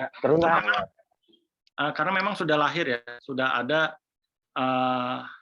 ada semacam saham-saham syariah, reksadana syariah, obligasi syariah, sukuk syariah, emas, dan lain sebagainya. Dan itu yang harus kita manfaatkan gitu. Karena kadang-kadang orang yang penting cari cuan, cari profit, trading saham gitu kan, saham-saham yang BBCA gitu, ataupun saham-saham gorengan kayak mungkin ada yang main saham ya DCII atau apalah yang ataupun itulah malah main judi gitu ya di saham, padahal kalau konsepsi dalam pasar modal yang sesungguhnya itu ya pertumbuhannya dari ada nilai fundamentalnya, perusahaannya bertumbuh, ada dividennya dan lain sebagainya ya. Dan juga yang mungkin yang anak akuntansi ya, tergambar dari laporan keuangan yang sehat seperti itu. Jadi itu juga bisa menjadi yang mendorong kita untuk lebih aktif di dalam pasar modal berdasarkan analisis fundamental yang kuat gitu. Jadi kita beli itu dengan pertimbangan-pertimbangan ekonomis dan juga pertimbangan etis dan islamis. Jadi kita memang kalau memang mau di compare ya memang kalau dibandingkan sisi konvensional untuk investasi, return-nya memang lebih banyak yang konvensional ya. Tapi ya kita lihat konvensional itu apa yang mereka lakukan gitu. Ya mereka membelanjakan untuk barang-barang yang haram misalkan atau dilarang atau ribawi, tapi juga ya terus kalau kita mendukung itu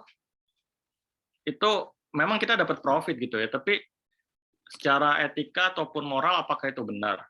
Kan enggak kan ya. Nah, sehingga memang sekarang yang harusnya coba kita dorong untuk lebih banyak lagi nih, karena memang sama ya, dari kalau yang tadi aspek perbankan, kalau aspek finansialnya yang investasi ini, semua ini udah ada nih teman-teman, saham reksadana dan lain-lain. Coba teman-teman udah untuk mulai berinvestasi di sana supaya memang porsi atau kuenya semakin besar dan ekonomi Islam juga bisa semakin terpandang di sisi investment ini sendiri, apart from the conventional one gitu. Itu. Mantap, Masya Allah Kang atas jawabannya. Mungkin kalau saya ini ya dari bukunya Toward Adjust Monetary System ya dari Kumar Chapra ya juga dikatakan bahwa sekarang tuh orang-orang lebih ke trading gitu ya, dimana itu juga merusak ekonomi ya, bukan ke investing seperti itu ya. Baik, berikutnya dari Kang Ramdhani. Ekonomi merupakan fondasi suatu negara dan paradigma ekonomi menjadi panglima dalam setiap gerak roda pembangunan.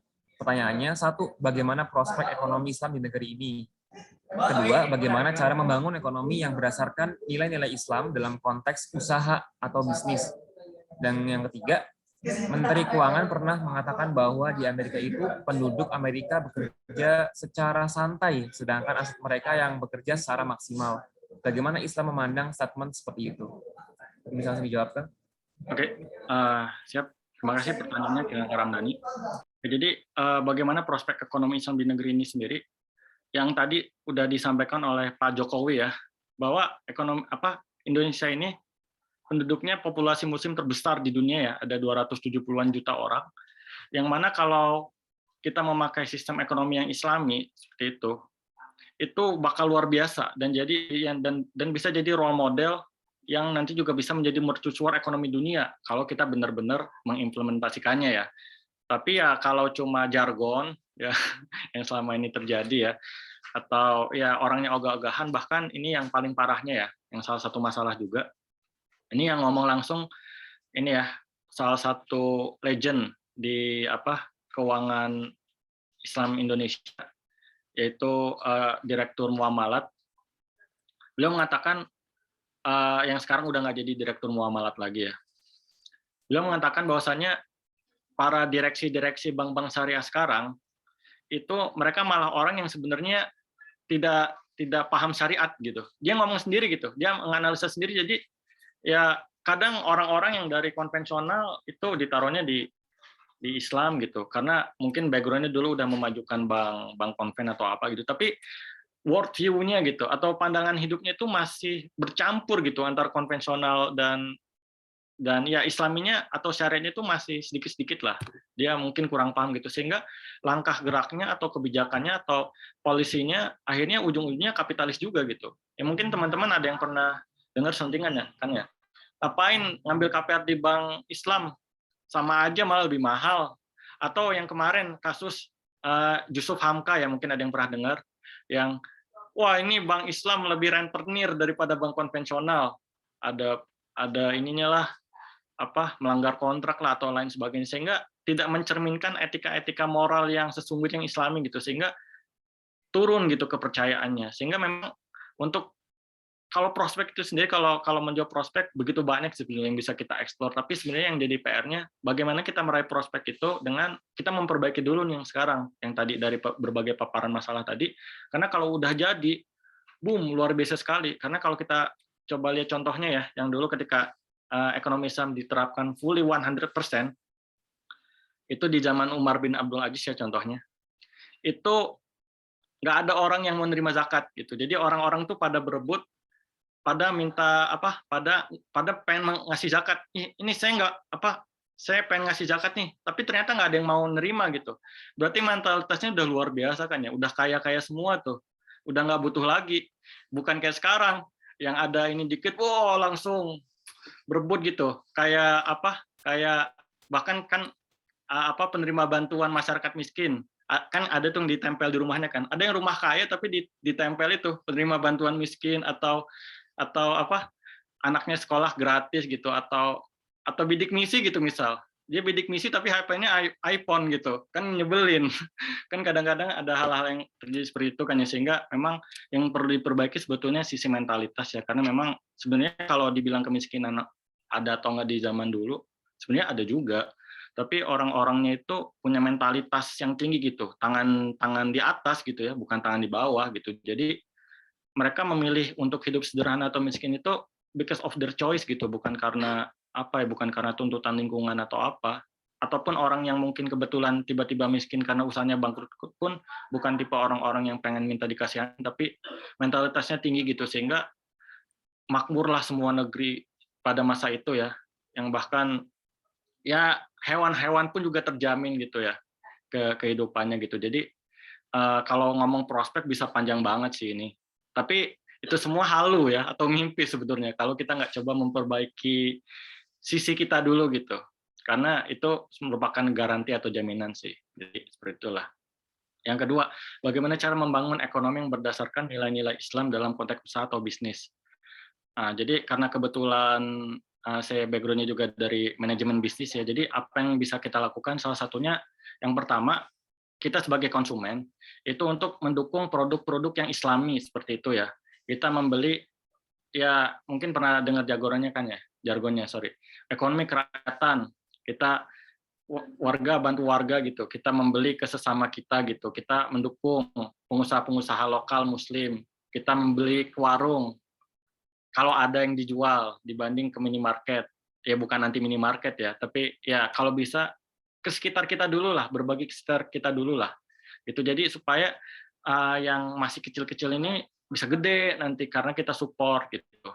Terus kalau dari konteks pengusaha, nah kalau kita pengen jadi pengusaha, ya tentunya jadilah pengusaha muslim yang apik gitu ya, yang betul-betul menerapkan konsep dan nilai-nilai Islam dalam perusahaannya. Karena memang kebetulan saya pernah meneliti juga yang saya publikasikan di jurnal itu bahwa fenomena pengusaha muslim di Indonesia itu ya kadang-kadang terbelah dalam dua kubu tadi. Ada yang wah saya Islami tapi terlalu ketat banget gitu. Jadi wah kayaknya kaku banget gitu. Kayaknya Islam itu hanya sebatas jualan parfum, terus jualan baju muslim gitu kan. Ya pokoknya atau kurma gitu atau herbal. Pokoknya itu pengusaha muslim gitu. Terus pokoknya harus ketat, harus wah nggak boleh ini itu, wah ribet lah pokoknya. Ada juga yang terlalu liberal. Ya yang penting Islami, yang penting ya saya kan udah ini, ya nggak apa-apa lah ini dikit gitu. Atau misalkan udah mengakunya Islami gitu, tapi ternyata secara sistem perusahaannya, manajemennya, perlakuan ke karyawannya itu juga nggak baik gitu, ataupun brandingnya kurang bagus, ataupun apa mengecewakan konsumen. Itu kan yang nggak Islami sebetulnya. Karena kalau kita coba terapkan dalam proses bisnis, sebetulnya ekonomi Islam yang sejati itu yang tercermin dari aktivitas bisnis sebetulnya. Seperti yang kita lihat di Rasulullah ya, beliau selalu jujur, beliau selalu mempromosikan dengan baik, beliau tidak menyembunyikan barang-barang yang buruk, justru barang yang jelek itu ditampilkan sehingga pelanggan bisa transparansi, customer service, marketing yang baik, sehingga itu yang menjadi masyhur namanya dan beliau menjadi saudagar besar ya, yang kemudian dari kecermatan akhlaknya itu beliau akhirnya dipersunting oleh Khadijah seperti itu. Sehingga kalau dalam proses pelaksanaan aktivitas bisnis ini adalah sebetulnya salah satu ikhtiar kita juga. Kalau mungkin kita belum bisa jadi yang pemangku kebijakan gitu ya,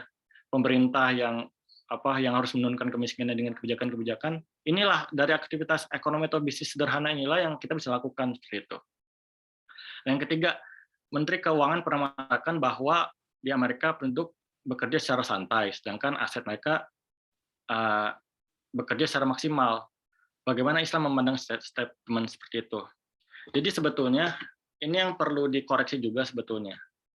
Sebetulnya nggak sepenuhnya salah sih, karena memang kalau menurut Warren Buffett ya itu seseorang itu dianggap sukses atau kaya ketika asetnya atau uangnya bekerja saat dia tidur. Tapi kalau dia nggak tidur demi mendapatkan aset itu, berarti dia masih miskin lah dalam tanda kutip ya. Yang mana akhirnya yang ditekankan itu passive income, terus ya uang bekerja ataupun dapat berbagai sumber penghasilan secara pasif. Tapi sebetulnya kalau dalam Islam, dalam investasi yang tadi udah dibahas ya di pertanyaan Pandi, itu sah-sah aja gitu. Kita untuk punya investasi dan justru untuk didorong untuk jadi kaya itu yang memang itu adalah salah satu ajaran Islam juga dengan membeli tadi saham, reksadana, obligasi, suku ataupun deposito.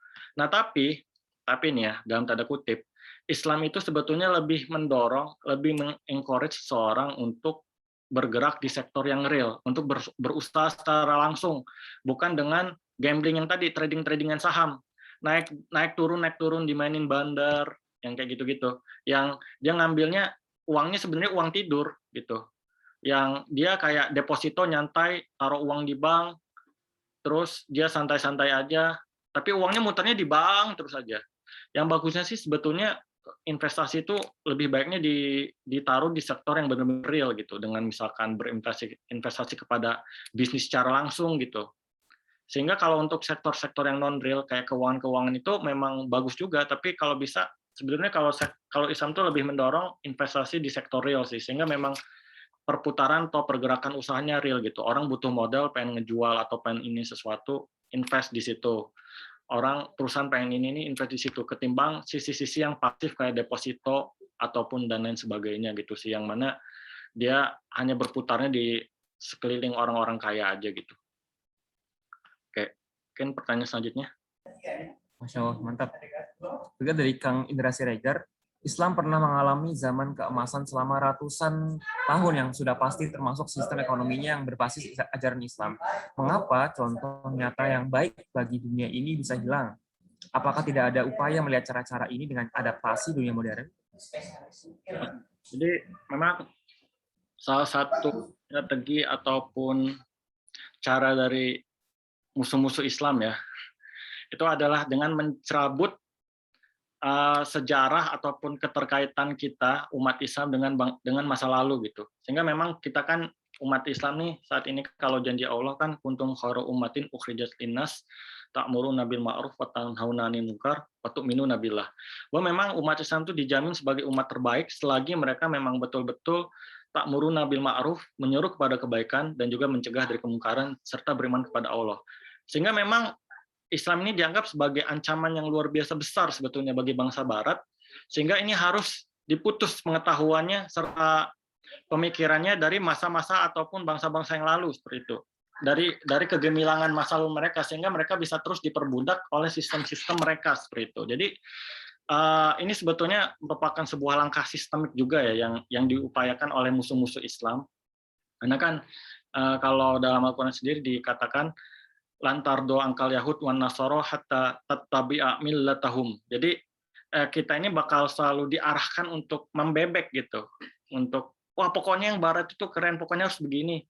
Sehingga kita lupa sebenarnya diri kita sendiri tuh lebih bagus gitu, lebih baik. Yang mana salah satu akar masalahnya sebetulnya dari branding Islam itu sendiri. Di mana yang tadi saya udah bilang ya, upaya sistematis di Islam itu kuno, Islam itu radikal, Islam itu usang, Islam itu ya berbagai fitnah-fitnah yang lainnya lah. Mana sebetulnya kalau kita coba berpikir kritis, enggak juga. Kalau mau diibaratin dengan bisnis ya, itu Islam itu ibarat sebuah produk yang apa ya, yang sempurna lah, yang memang bisa mengalahkan berbagai produk-produk lainnya gitu di pasar. Nah, tapi kebetulan karena marketingnya jelek, brandingnya kurang bagus, terus juga pemakainya nggak ngasih testimoni yang baik. Nah, jadi kompetitor-kompetitor ini terus melakukan black campaign nih supaya karena mereka khawatir, wah ini kalau tumbuh, wah ini pasti kita kalah nih. Sehingga dilakukan upaya-upaya itu sehingga pada akhirnya hal-hal tersebut hilang. Tapi sebetulnya nggak hilang 100% ya, makanya inilah ikhtiar kita para scholar-scholar, para peneliti-peneliti ataupun para pengkaji-pengkaji untuk menggali kembali hasanah keilmuan dan juga peradaban Islam di masa lalu yang mungkin kita bisa coba adaptasikan dengan dunia modern ya. Karena memang kadang-kadang dunia ini bergeraknya begitu cepat ya, sehingga kadang-kadang itu tadi, karena kan Islam juga gini ya, karena lagi-lagi dalam Islam memang kita didorong untuk inovatif, tapi nggak boleh bid'ah gitu. Nah, tapi kadang-kadang ini tuh tercampur, karena memang secara linguistik bid'ah juga berarti pembaruan atau inovasi kan ya. Nah, tapi kadang-kadang orang ini bercampur gitu. Karena kan al-aslu fil muamalah al-ibahah, wal aslu fil ibadah al-haram hatta dalilun ala alalihi lah, semacam itulah. Jadi kalau dalam ibadah memang nggak boleh ya, segala sesuatu itu dilarang dalam ibadah kecuali yang diperintahkan. Tapi sebaliknya kalau dalam muamalah atau dalam ekonomi segala sesuatu itu dibolehkan kecuali yang diharamkan. Nah tapi kadang-kadang pemikiran ini suka bolak-balik nih. Kadang yang ibadah malah dibaru-baruin, kadang yang ekonomi malah dianggap ibadah gitu, sehingga oh ini nggak boleh nih kayak begini, wah ini jangan ini, wah ini haram nih, sehingga jadi jumut gitu, jadi kehilangan inovasi gitu, sehingga ketika melihat segala sesuatu, wah ini haram, ini nggak boleh, ini enggak, jadi sempit gitu pemikirannya. Padahal sebenarnya maksudnya baik, tapi kadang karena melihat Barat itu musuh gitu, makanya ini nanti juga bakal dikaji di kajian Padis selanjutnya, bahwa bagaimana sih kita memandang peradaban lain, khususnya Barat. Apakah Barat itu hanya geografis saja, apakah pemikiran, atau apa yang bisa kita ambil dari Barat, itu harus paham juga, sehingga kita bisa menyerap hikmah-hikmah ataupun hal-hal yang baik dan mengadaptasikannya menjadi modern. Karena kan kalau dalam Islam sendiri, inovasi atau teknologi itu justru didorong banget ya. Di zaman Abbasiyah, Muawiyah, di zaman dinasti Abbasiyah dan Umayyah, justru bahkan dalam Islam sendiri ya, itu kalau mungkin barangkali udah ada yang tahu lah ya, bahwa dinar dan dirham itu sebetulnya bisa dibilang bukan dari Islam awalnya. Justru dinar dan dirham atau koin emas dan perak itu dulu ini dipakai oleh Romawi.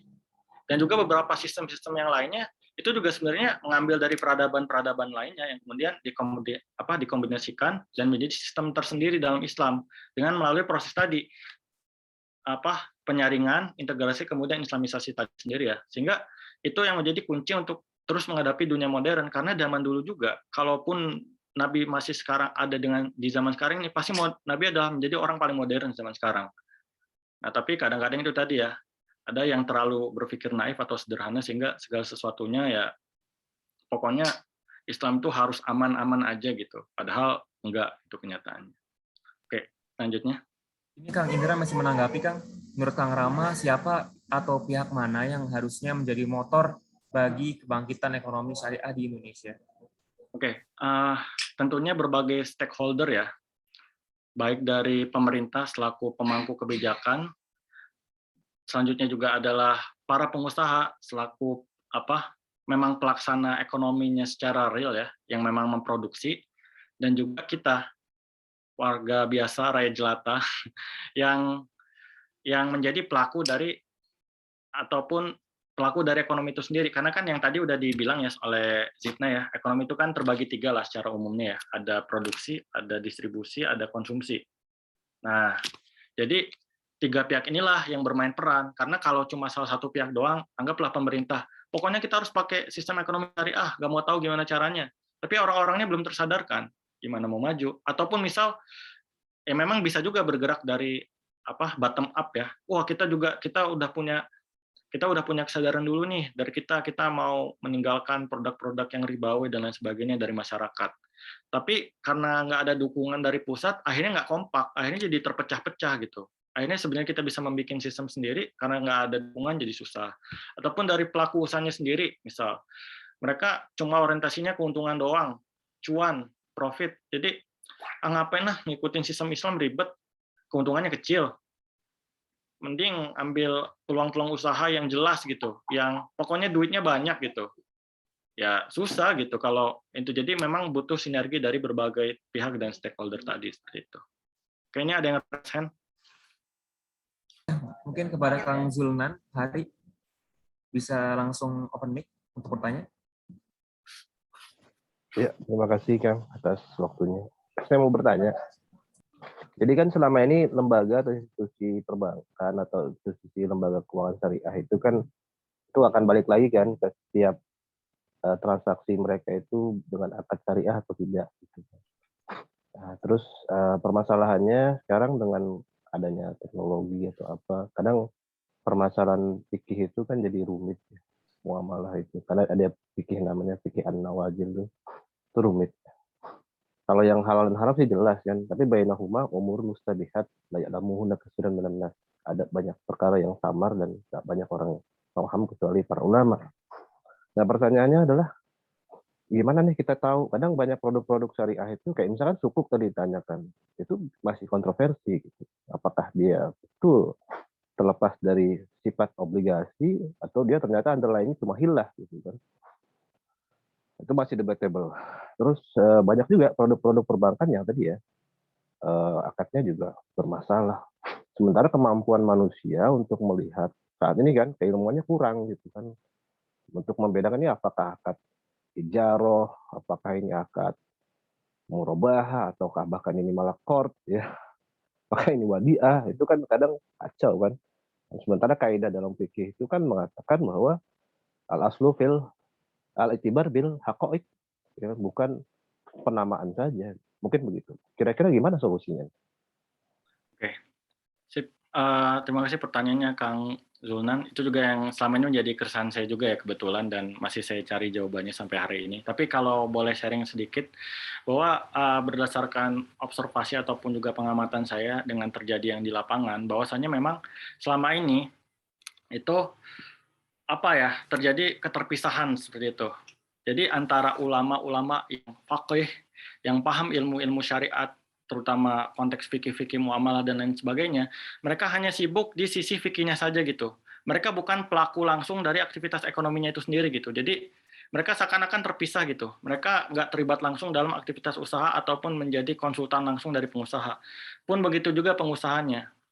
Mereka itu ya kadang dengan meraba-raba aja, kayaknya ini udah cukup Islami deh. Ya udah lakuin aja deh model bisnis kayak gini gitu, dengan akad yang kayak gini, tanpa berkonsultasi dulu dengan pihak ulama-ulama itu sendiri. Walaupun mungkin udah ada dewan syariah dan lain sebagainya, tapi memang pada kenyataannya yang kayak gitu tuh masih tempelan gitu, masih belum paham gitu. Sehingga yang tadi dari permasalahan bahwasanya para ustadz-ustadz itu dia tidak tahu sebenarnya bentuk usahanya seperti apa, mereka hanya bisa mengobservasi dari luar aja. Oh kayaknya ini tuh akadnya kail bil kail bla bla bla bla bla, yang wah ini mah haram ini mah.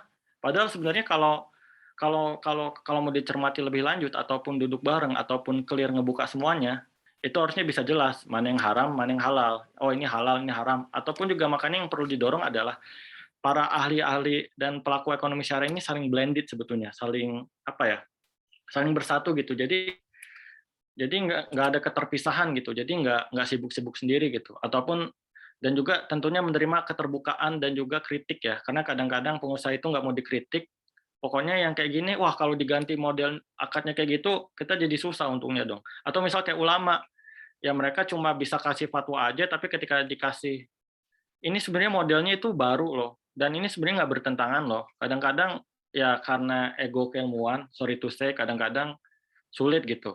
Ataupun juga salah satu problem yang ketiga, ulama yang terlalu liberal, terlalu membebaskan semua sesuatunya, pokoknya semuanya halal gitu. Nah, kadang-kadang kan sulit juga ya hal-hal yang kayak gini. Karena kayak hal-hal yang masih syubhat, contohnya kayak kripto. Kripto itu kan mungkin awal-awalnya dia ini ya dia digadang-gadang menjadi sistem keuangan baru yang mematahkan dominasi dari central bank yang decentralized, yang juga bisa menjadi mata uang yang nilainya bisa ditentukan dengan value tertentu, nggak bebas inflasi dan lain sebagainya. Tapi akhirnya kerasukan virus kapitalisme juga, yang akhirnya jadi sarana spekulan, gambling, yang akhirnya kehilangan ruh atau tujuannya gitu. Terus kalau melihat yang akad-akad yang lain, contohnya tadi kayak sukuk juga, itu memang masih kontroversi ya, bener banget.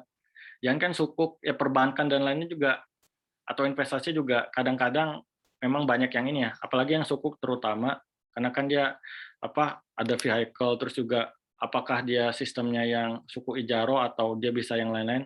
Nah, tapi memang lagi-lagi memang karena fikih itu dinamis dan fikih itu ijtihad ya kalau dalam hemat saya.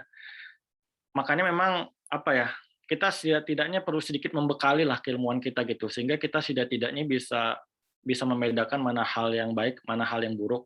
Dan juga untuk institusi ulamanya, mungkin kita yang bisa kita percaya untuk saat ini ya dari sementara dari otoritas tempat kita masing-masing dulu lah. Misalkan kayak di Indonesia MUI itu menghukumi sukuk ataupun yang lain itu seperti apa sih? Jadi jangan karena kan ini ranah debatable fikih ya. Jadi jangan kita jadi confused. Kayak misal di Arab ini mah haram, kenapa di Malaysia sama Indonesia halal ya? Terus saya mau ngambil yang mana dong? Kok kayaknya pihak sana, wah pokoknya saya yang paling benar. Wah ini pokoknya MUI itu salah gitu. Tapi ya kalau dalam hemat saya, tentunya kita bisa berlaku bijak sih. Karena memang kalau untuk MUI sendiri mungkin ya mereka pasti bukan ulama yang maksum ya, yang bebas dari kesalahan. Tapi ini semua sehingga lagi-lagi kalau kita refer ke pertanyaan yang sebelumnya ya tentang berbagai pihak, ya tentunya supporting system ini harus dari semuanya ya. Jadi baik dari ulamanya, pelaku usahanya. Oh ya tadi yang saya kurang tambahin ya, selain dari pelaku usaha realnya kayak pemerintah itu, ulamanya sendiri. Ulamanya juga mengisi ke pemerintahannya gitu, sehingga bukan cuma diem aja ya, sorry to say. Karena ada yang katanya mau masuk pemerintahan tapi di pemerintahannya diem aja. Katanya pengen enggak, sorry nanti kebablasan. Enggak, tapi maksudnya masuk ulama masuk ke pelaku ekonomi usahanya juga langsung merasakan situasi realnya seperti apa sehingga bisa memilih akad yang tepatnya seperti apa. Pengusahanya juga sering berkonsultasi, duduk bareng. Dan intinya semuanya saling terbuka dan saling bahu-membahu lah. Dan untuk perbedaan-perbedaan pendapat ya tentunya dicari jalan tengahnya lah. Dan kalaupun pada akhirnya pilihan itu diberikan ke pihak masing-masing ya, karena memang ketika sudah melalui proses ijtihad yang panjang, tentunya ya tanggung jawab hukumnya itu kan kalau benar dapat dapat 2 pahala kan ya. Nah, jadi ya selagi ranahnya masih ijtihadi ataupun nggak benar-benar menabrak sesuatu yang haram, ya sah-sah aja sih kalau dalam hemat saya selagi memang ada landasan hukum dan juga otoritas dari ulama yang kita percaya untuk fatwanya, kurang lebih seperti itu. Baik, apakah terjawab Kang Zulnan? Ya, baik, mungkin cukup. Ya, tapi kalau ada tanggapan lagi sih, silakan. Sekarang ada yang resen juga nih dari Teh Indah. Maka Teh Indah bisa langsung aja open mic untuk bertanya. Bismillah, baik, terima kasih kepada moderator. Suara saya terdengar jelas ya? Jelas. Oke. Terima kasih Kang Ramdhani. Di sini saya ingin bertanya tentang perkembangan ekonomi syariah dalam tatanan regulasi di Indonesia. Gitu. Pendek yang saya tahu ya, adanya dualisme gitu Kang dalam dunia bisnis ini kan jika meliputi ekonomi Islam gitu, dualisme hukum di dalam sistem hukum nasional kita gitu, di mana hukum ekonomi Islam ini yang sepanjang saya tahu itu baru ada undang-undang tentang perbankan syariah aja seperti itu kan. Sementara kan praktik-praktik ekonomi Islam itu luas gitu, tidak hanya terpaku di perbankan aja gitu, apalagi dalam dunia bisnis. Nah, memang ada sih yang saya tahu tentang KHI, kompilasi hukum Islam gitu, ataupun fatwa-fatwa DSN MUI gitu. Namun dalam hierarki sistem hukum nasional kita kan itu masih lemah ya Kang, atau belum terlalu mengikat sifatnya gitu. Sehingga ini kan jadi dilematis gitu. Dilematis dalam arti kurang memberikan kepastian hukum gitu dalam dunia bisnis seperti itu. Nah, yang ingin saya tanyakan gimana sih Kang perkembangan itu sekarang gitu. Karena saya kan tidak lagi mengulik banyak tentang itu gitu setelah kuliah. Kemudian saya ingin tahu pendapat Akung tentang dualisme hukum ini gitu Kang. Terima kasih Kang. Oke, sip. Terima kasih atas pertanyaannya, Teh Indah. Jadi memang untuk hukum di Indonesia sendiri memang kita sistemnya gradual ya. Jadi memang untuk mencapai suatu sistem tatanan yang tepat memang bisa sebetulnya kalau menggunakan revolusi ya, tapi ya tentunya dengan berbagai resikonya kalau tiba-tiba berubah semuanya hukum segala macam. Karena yang kalau diterapkan sendiri untuk saat ini beberapa percobaan yang ada masih kurang berhasil gitu untuk menciptakan tatanan yang pas sesuai idealismenya.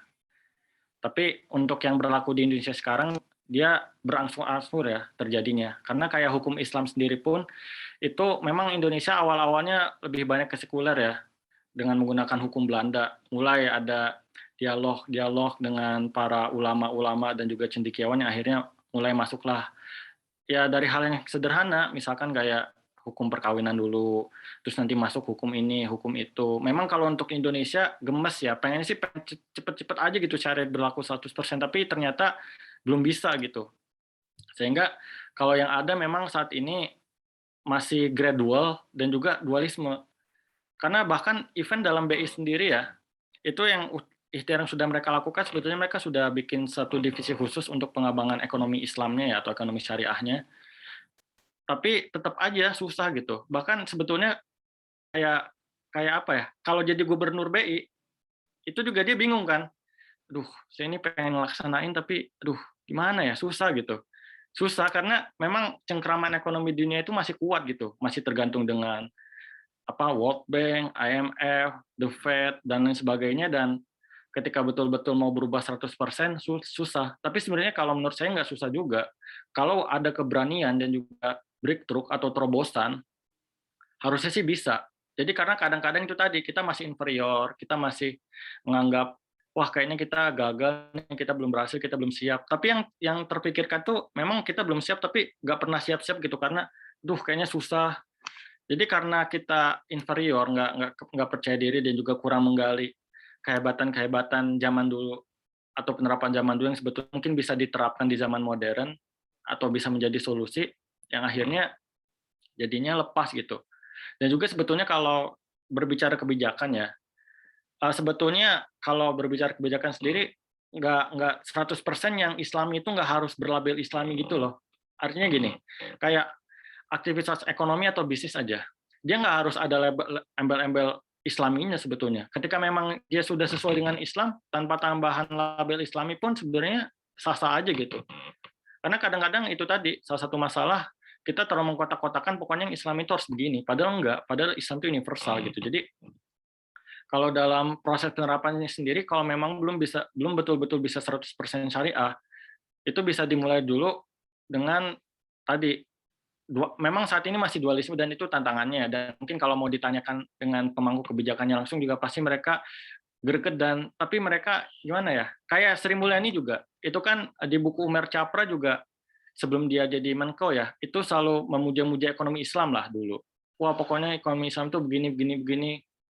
Tapi kenyataannya pas jadi sulit juga gitu buat ngelaksanainnya ya.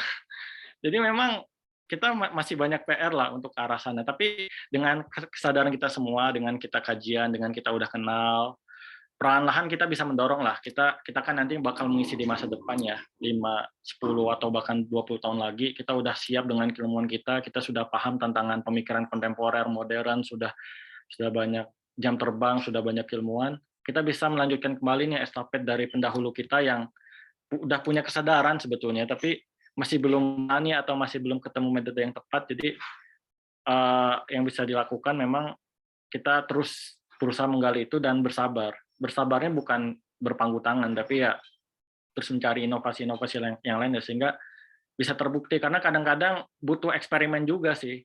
Jadi harus dilakuin dulu gitu. Karena kalau takut-takut terus susah juga gitu. Jadi ya mungkin kalau ada terobosan, makanya kan sekarang udah ada KNKS tadi kan.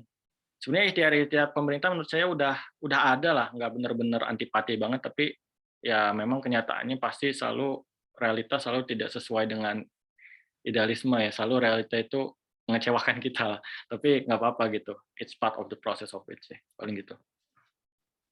Mungkin karena ekonomi Islam nafas yang panjang Kang ya, nafas yang panjang ya, jadi nggak bisa langsung one night beres gitu ya, perlu ada gradual proses gitu ya. Iya. Bagi teman-teman yang mau bertanya lagi bisa langsung raise hand atau bisa menggunakan fitur chat.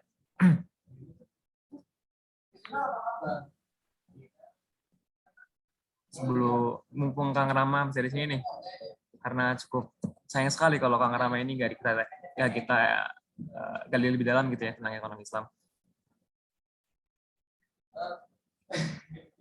Mungkin ada tanggapan yang dari pertanyaan sebelumnya mungkin kalau mau lebih perkaya lagi. Karena ya kita di sini sama-sama belajar sih. Jadi ya tentunya walaupun mungkin background saya di bidang manajemen atau ekonomi, tapi saya juga masih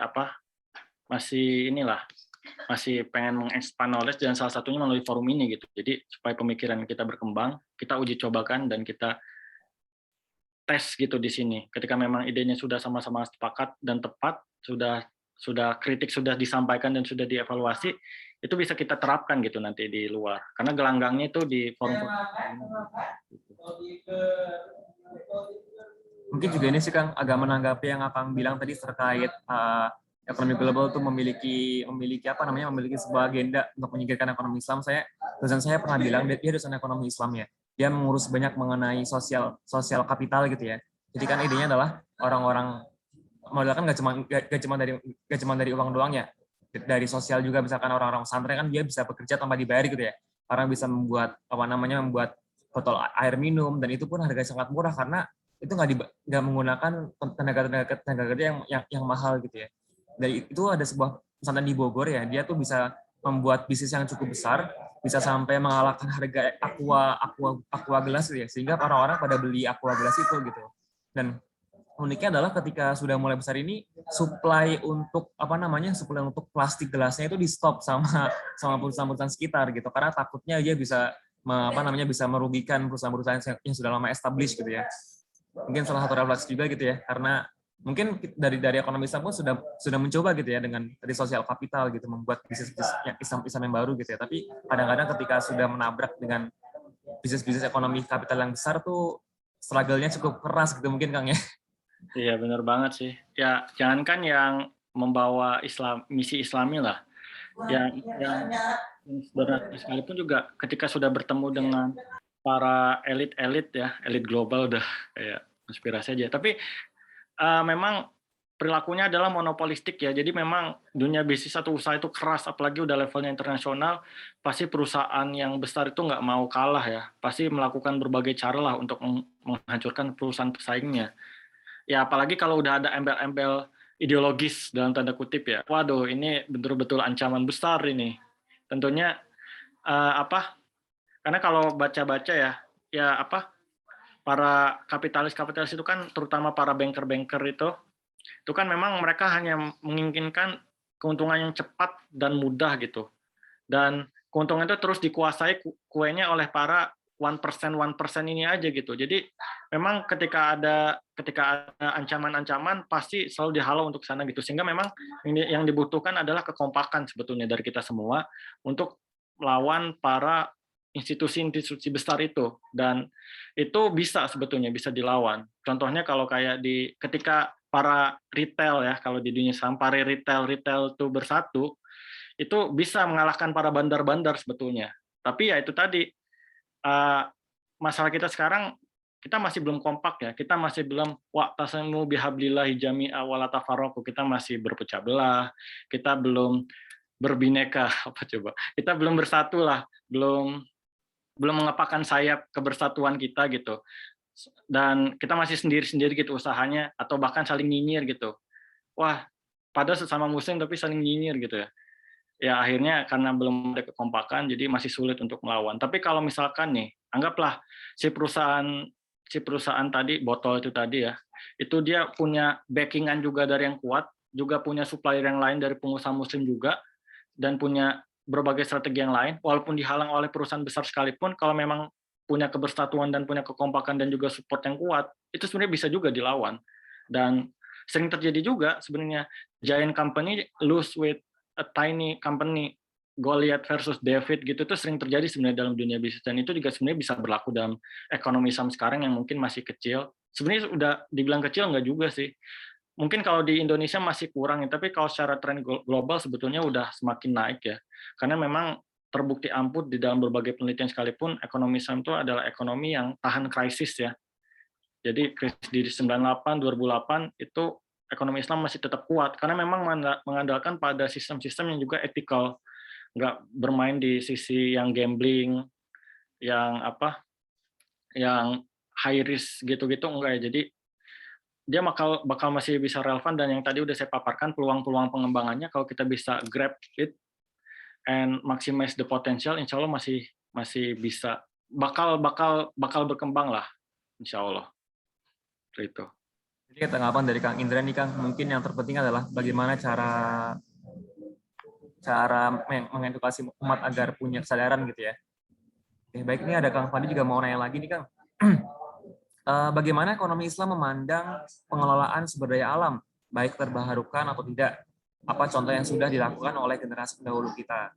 Yang kedua, terkait pekerjaan sebagai bagian dari bahasan kapitalisme, bagaimana ekonomi Islam memandang pekerja yang bekerja keras namun digaji seadanya, dengan dalih bekerja keras untuk amal ibadah, kerja keras dan sebagainya. Ini Fandi lagi curhat gimana sih? Lagi curhat ya, Van?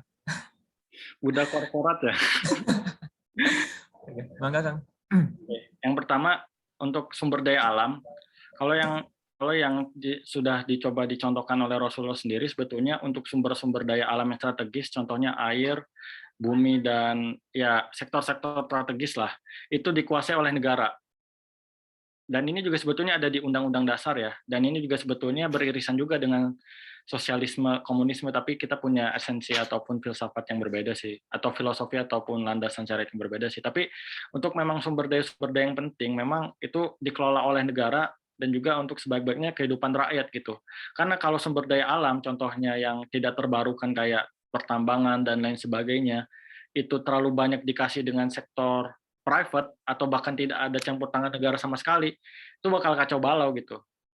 Itu ya mungkin kita bisa bayangkan ya dengan apa yang kita terjadi, negara kita kaya, tapi kok kekayaannya dinikmati oleh negara lain gitu.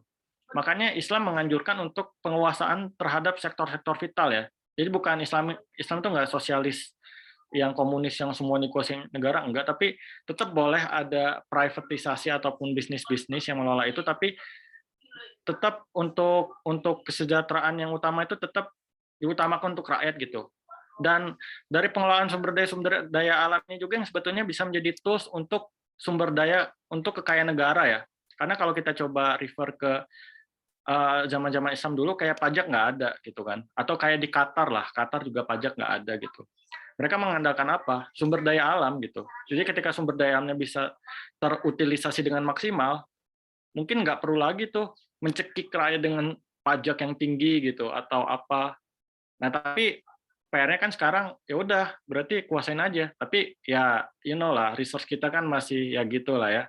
Makanya memang PR-nya masih banyak sih. Kita melatih resource kita supaya kita bisa mandiri, kemudian kita bisa menguasai. Karena kalau kayak menguasai itu, contoh dulu zaman Soekarno, nasionalisasi perusahaan asing secara besar-besaran, yang pada akhirnya perusahaannya dikuasain, terus tapi nggak ada yang bisa ngelola gitu. tenaga ahlinya kabur semua karena perusahaan asingnya diambil alih, terus nggak ada ngejalanin ataupun ngejalaninnya kurang kompeten, akhirnya hancur juga.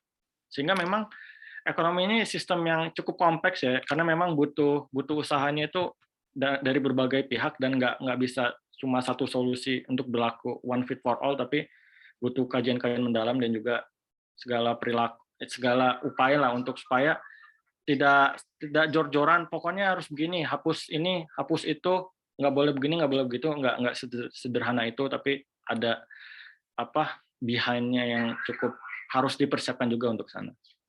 Terus kalau terkait pekerjaan, ya kalau hadis Rasulullah sendiri kan mengatakan kan ya, kan teman-teman udah pernah dengar semua, bayarlah upah pekerjamu sebelum keringatnya kering gitu. Pernah dengar kan hadis ini? Jadi ya pekerja itu berlaku sebetulnya sebagai as a partner of pengusaha itu sendiri gitu, bukan sebagai alat untuk eksploitasi. Makanya nih, ini juga nih, ini kenapa Karl Marx ini benci banget sama agama itu gara-gara ini, bekerja untuk ibadah, sehingga buru-buru ini dieksploitasi dan berpangku tangan gitu. Makanya disebut agama sebagai cantukan, karena orang-orang itu mau aja gitu digoblokin, dibodoh-bodohin, diperbudak, terus mereka santai-santai aja. Yang penting udah kerja kan ibadah, terus nggak apa-apa, nggak ada duitnya, rezeki kan dari Allah. Pandangannya terlalu fatalistik gitu, terlalu ini, sehingga pada akhirnya kan Marx jadi berpikir ekstrim kan ya, bahwa wah agama ini nggak bener nih, agama ini ngebuat manusia jadi tertindas, agama ini membuat para pekerja-pekerja jadi hanya alat untuk para kapitalis borjuis. Sehingga ya kalau dalam Islam sendiri ya tentunya berlaku adil ya.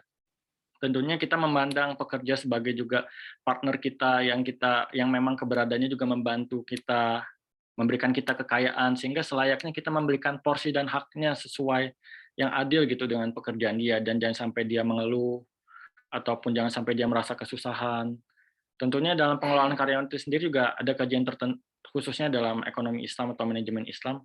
Tapi kalau secara dasarnya ya tentunya sesuai porsi yang tepat lah gitu. Jangan sampai dia merasa kesusahan, dan jangan sampai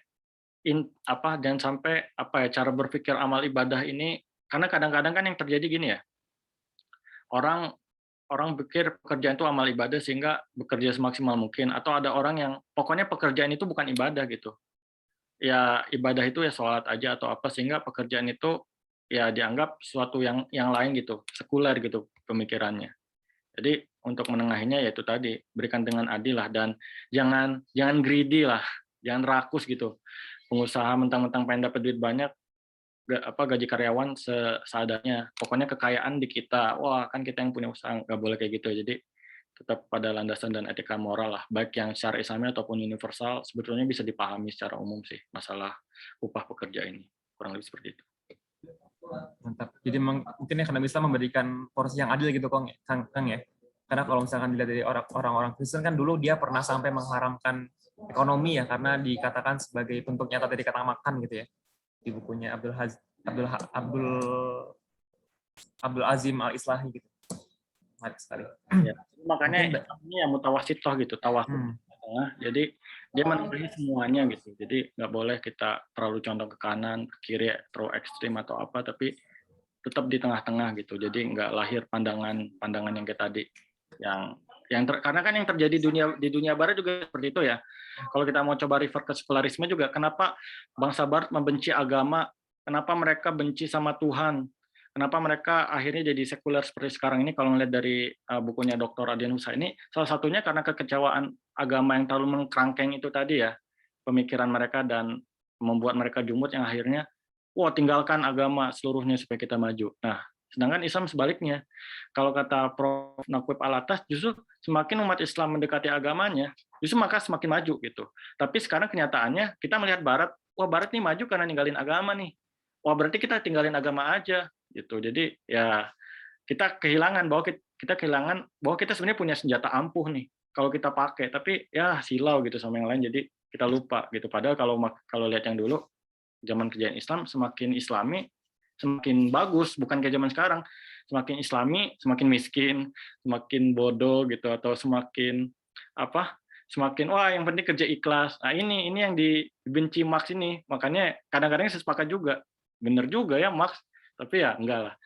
Ya kita harus memproporsikan, makanya penting lagi sekali lagi bahwa edukasi Islam itu tidak hanya sebatas hal-hal ritual ibadah saja dan lain-lain, tapi mencakup segala hal, dan itu yang harus kita maksimalkan paling itu sih. Masya Allah, mantap. Ini mungkin di penghujung acara nih ada yang masih mau bertanya lagi kepada Kang Rama.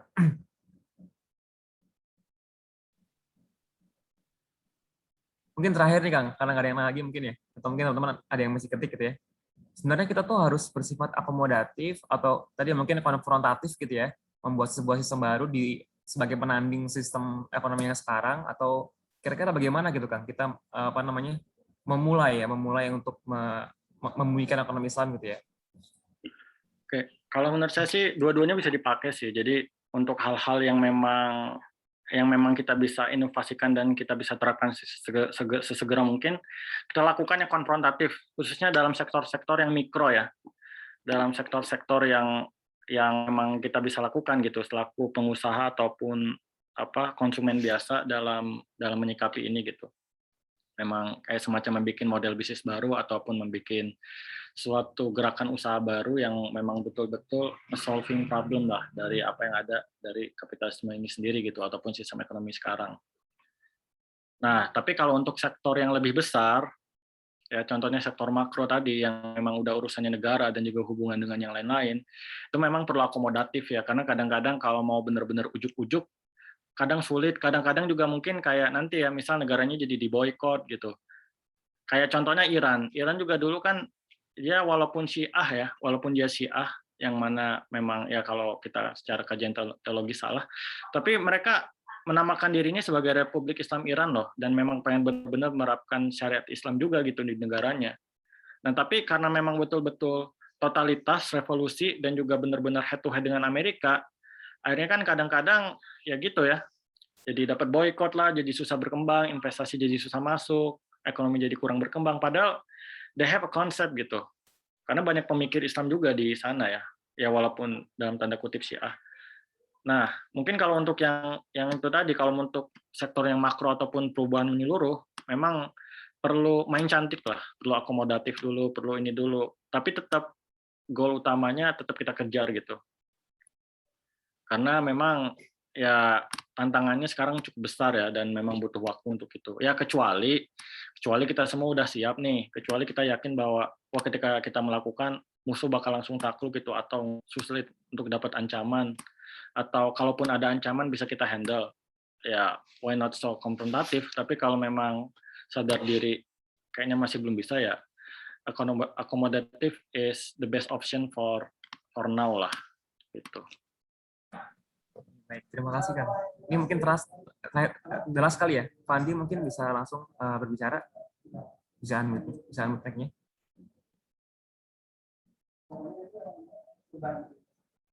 Oh iya, tuh, apakah ekonomi Islam dapat membangun negara tanpa pajak bahkan hutang?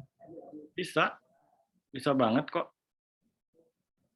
Contoh kalau kayak yang tanpa pajak tadi udah saya coba paparkan juga ya, yang yang di sistem-sistem kekhalifahan ataupun masa-masa lalu itu memang betul-betul negaranya kaya, pengelolaan ekonominya baik, dipimpin oleh juga para ahli-ahlinya yang memang pakar dalam mengelola kekayaan negara, tidak dikorupsi, walaupun pasti tetap ada penyimpangan sedikit-sedikit lah ya, karena nggak mungkin ada manusia yang sempurna, tapi kenyataannya bisa gitu membangun negara tanpa pajak dan hutang. Kalau yang contoh sekarang nggak cuma Qatar ya, ada beberapa negara lain yang memang dia punya dia punya strategi khusus dalam memanfaatkan kekayaan yang ada di negaranya gitu. Jadi ya nggak harus selalu sumber daya alam kayak minyak segala macam gitu ya, tapi misalkan negara punya tanah, perkebunan, dan lain sebagainya. Contoh aja kalau kayak di Indonesia, itu tanah-tanah yang di pinggir-pinggir jalan tol itu kan masih pada kosong tuh kan ya. Coba kalau itu diberdayakan, hasilnya masuk ke kas negara gitu, ataupun nggak dikuasai, makanya yang dilarang dalam Islam itu kan harta yang mengendap gitu. Tanah yang nggak dikelola, ataupun uang yang pasif, itu kan yang dilarang banget lah. Coba kalau potensi-potensi alam ataupun itu tuh yang memang milik negara itu memang betul-betul dimanfaatkan, pasti bisa menambah kas, ataupun juga kayak BUMN gitu. Nggak sibuk bagi-bagi komisaris gitu, ataupun sibuk memperkaya direksi-direksinya, tapi memang khusus, wah kita ini BUMN nih, kita ini perusahaan negara nih, kita ini yang menopang negara nih, wah kita harus cari duit sebanyak-banyaknya buat negara supaya orang-orang jadi nggak kesusahan bayar pajak lagi. Coba tanggung jawabnya seperti itu. Tentu bakal lebih bagus ya, bukan cuma ngejar direksi jabatan atau lulus kerja, wah pengen masuk BUMN gitu, keren gitu. Tapi ya memang landasan niatnya berbeda gitu ya. Ya atau tanpa hutang juga ada beberapa negara yang nggak berhutang. Tapi sebenarnya kalau hutang itu sebenarnya bisa dipahami dalam dua sisi sih. Karena kan kalau dalam ekonomi ataupun keuangan, hutang itu bisa dianggap juga sebagai leverage. Ya, pernah kan kalau mungkin pernah belajar bisnis tahu istilah leverage ini memang untuk mengungkit, dan juga karena kadang kan kita nggak manusia aja lah, bisa nggak sih 0% hutang? Mungkin bisa, tapi sulit untuk misalkan ekspansi secara besar-besaran, sulit ya. Karena kadang butuh bantuan suntikan modal dan lain sebagainya. Nah, tapi yang perlu diperhatikan tentunya pengelolaan hutangnya memang bisa hutang, tapi kan kadang-kadang pemasukan itu lebih sedikit daripada pengeluaran kan, sehingga kadang perlu buat minjem dulu sedikit buat nanti dikembangin lagi. Nanti kan ada returnnya nanti bisa bayar hutang lagi, bisa ini lagi. Karena kan kadang kalau kayak usaha juga kalau mau profit besar, salah satu caranya dengan membangun banyak pabrik. Nah, tapi kan kalau membangun banyak pabrik kita kan nggak punya duitnya. Jadi kita bisa pinjam dulu, tapi kita udah tahu kan kalkulasi bisnisnya. Wah, nanti boom nih, si bisnisnya bakal berlipat-lipat keuntungannya, sehingga bahkan dari hutang yang tadinya sekian itu nggak cuma bisa dilunasi tapi bisa lebih bertumbuh lagi. Nah, itu kan yang disebut sebagai leverage tadi. Sebenarnya bisa gitu. Jadi everything is possible as long as it has a strategy gitu. Jadi nggak serta-merta pokoknya kita nggak mau pajak terus tapi nggak kebingungan gimana ya sumber pemasukan yang lain, akhirnya malah jadi negara miskin gitu. Atau ya hutang boleh lah tapi jadi kebanyakan hutang gitu. Jadi adil-adil aja sih sebenarnya kalau dalam Islam, yang penting seimbang. Mantap. Terima kasih Kang atas jawabannya. Mungkin karena sudah di penghujung waktu juga ya, jam 9.56 di jam saya. Kita akhiri sesi pematerian dari Kang Rama. Tapi sebelum kita mengakhiri sesi hari ini, mungkin saya ingin mengingatkan kembali ya teman-teman, kita membuka program studi angkatan kedua PADIS untuk mengkaji lebih dalam mengenai pemikiran Islam, dari mulai konsep Tuhan, konsep manusia, sampai juga ekonomi Islam yang kita bahas di malam hari ini. Bagi teman-teman yang ingin mendaftar atau yang kemarin lupa mendaftar di pada link yang kami bagikan, teman-teman bisa langsung aja chat para admin yang ada di grup info kajian atau yang ada di info kajian Paris gitu ya. Nanti mungkin akan diinfokan lebih lanjut mengenai proses berikutnya seperti itu ya. Mungkin kita akhiri malam ini dengan doa majelis. Subhanallahumma wa bihamdihi. Terima kasih kepada Kang Rama atas waktu dan kesempatannya. Semoga ilmunya berkah dan semoga yang mendengarkan pun mendapatkan ilmu juga yang barokah juga. Kita akhiri. Sekian. Wassalamualaikum warahmatullahi wabarakatuh. Waalaikumsalam warahmatullahi wabarakatuh.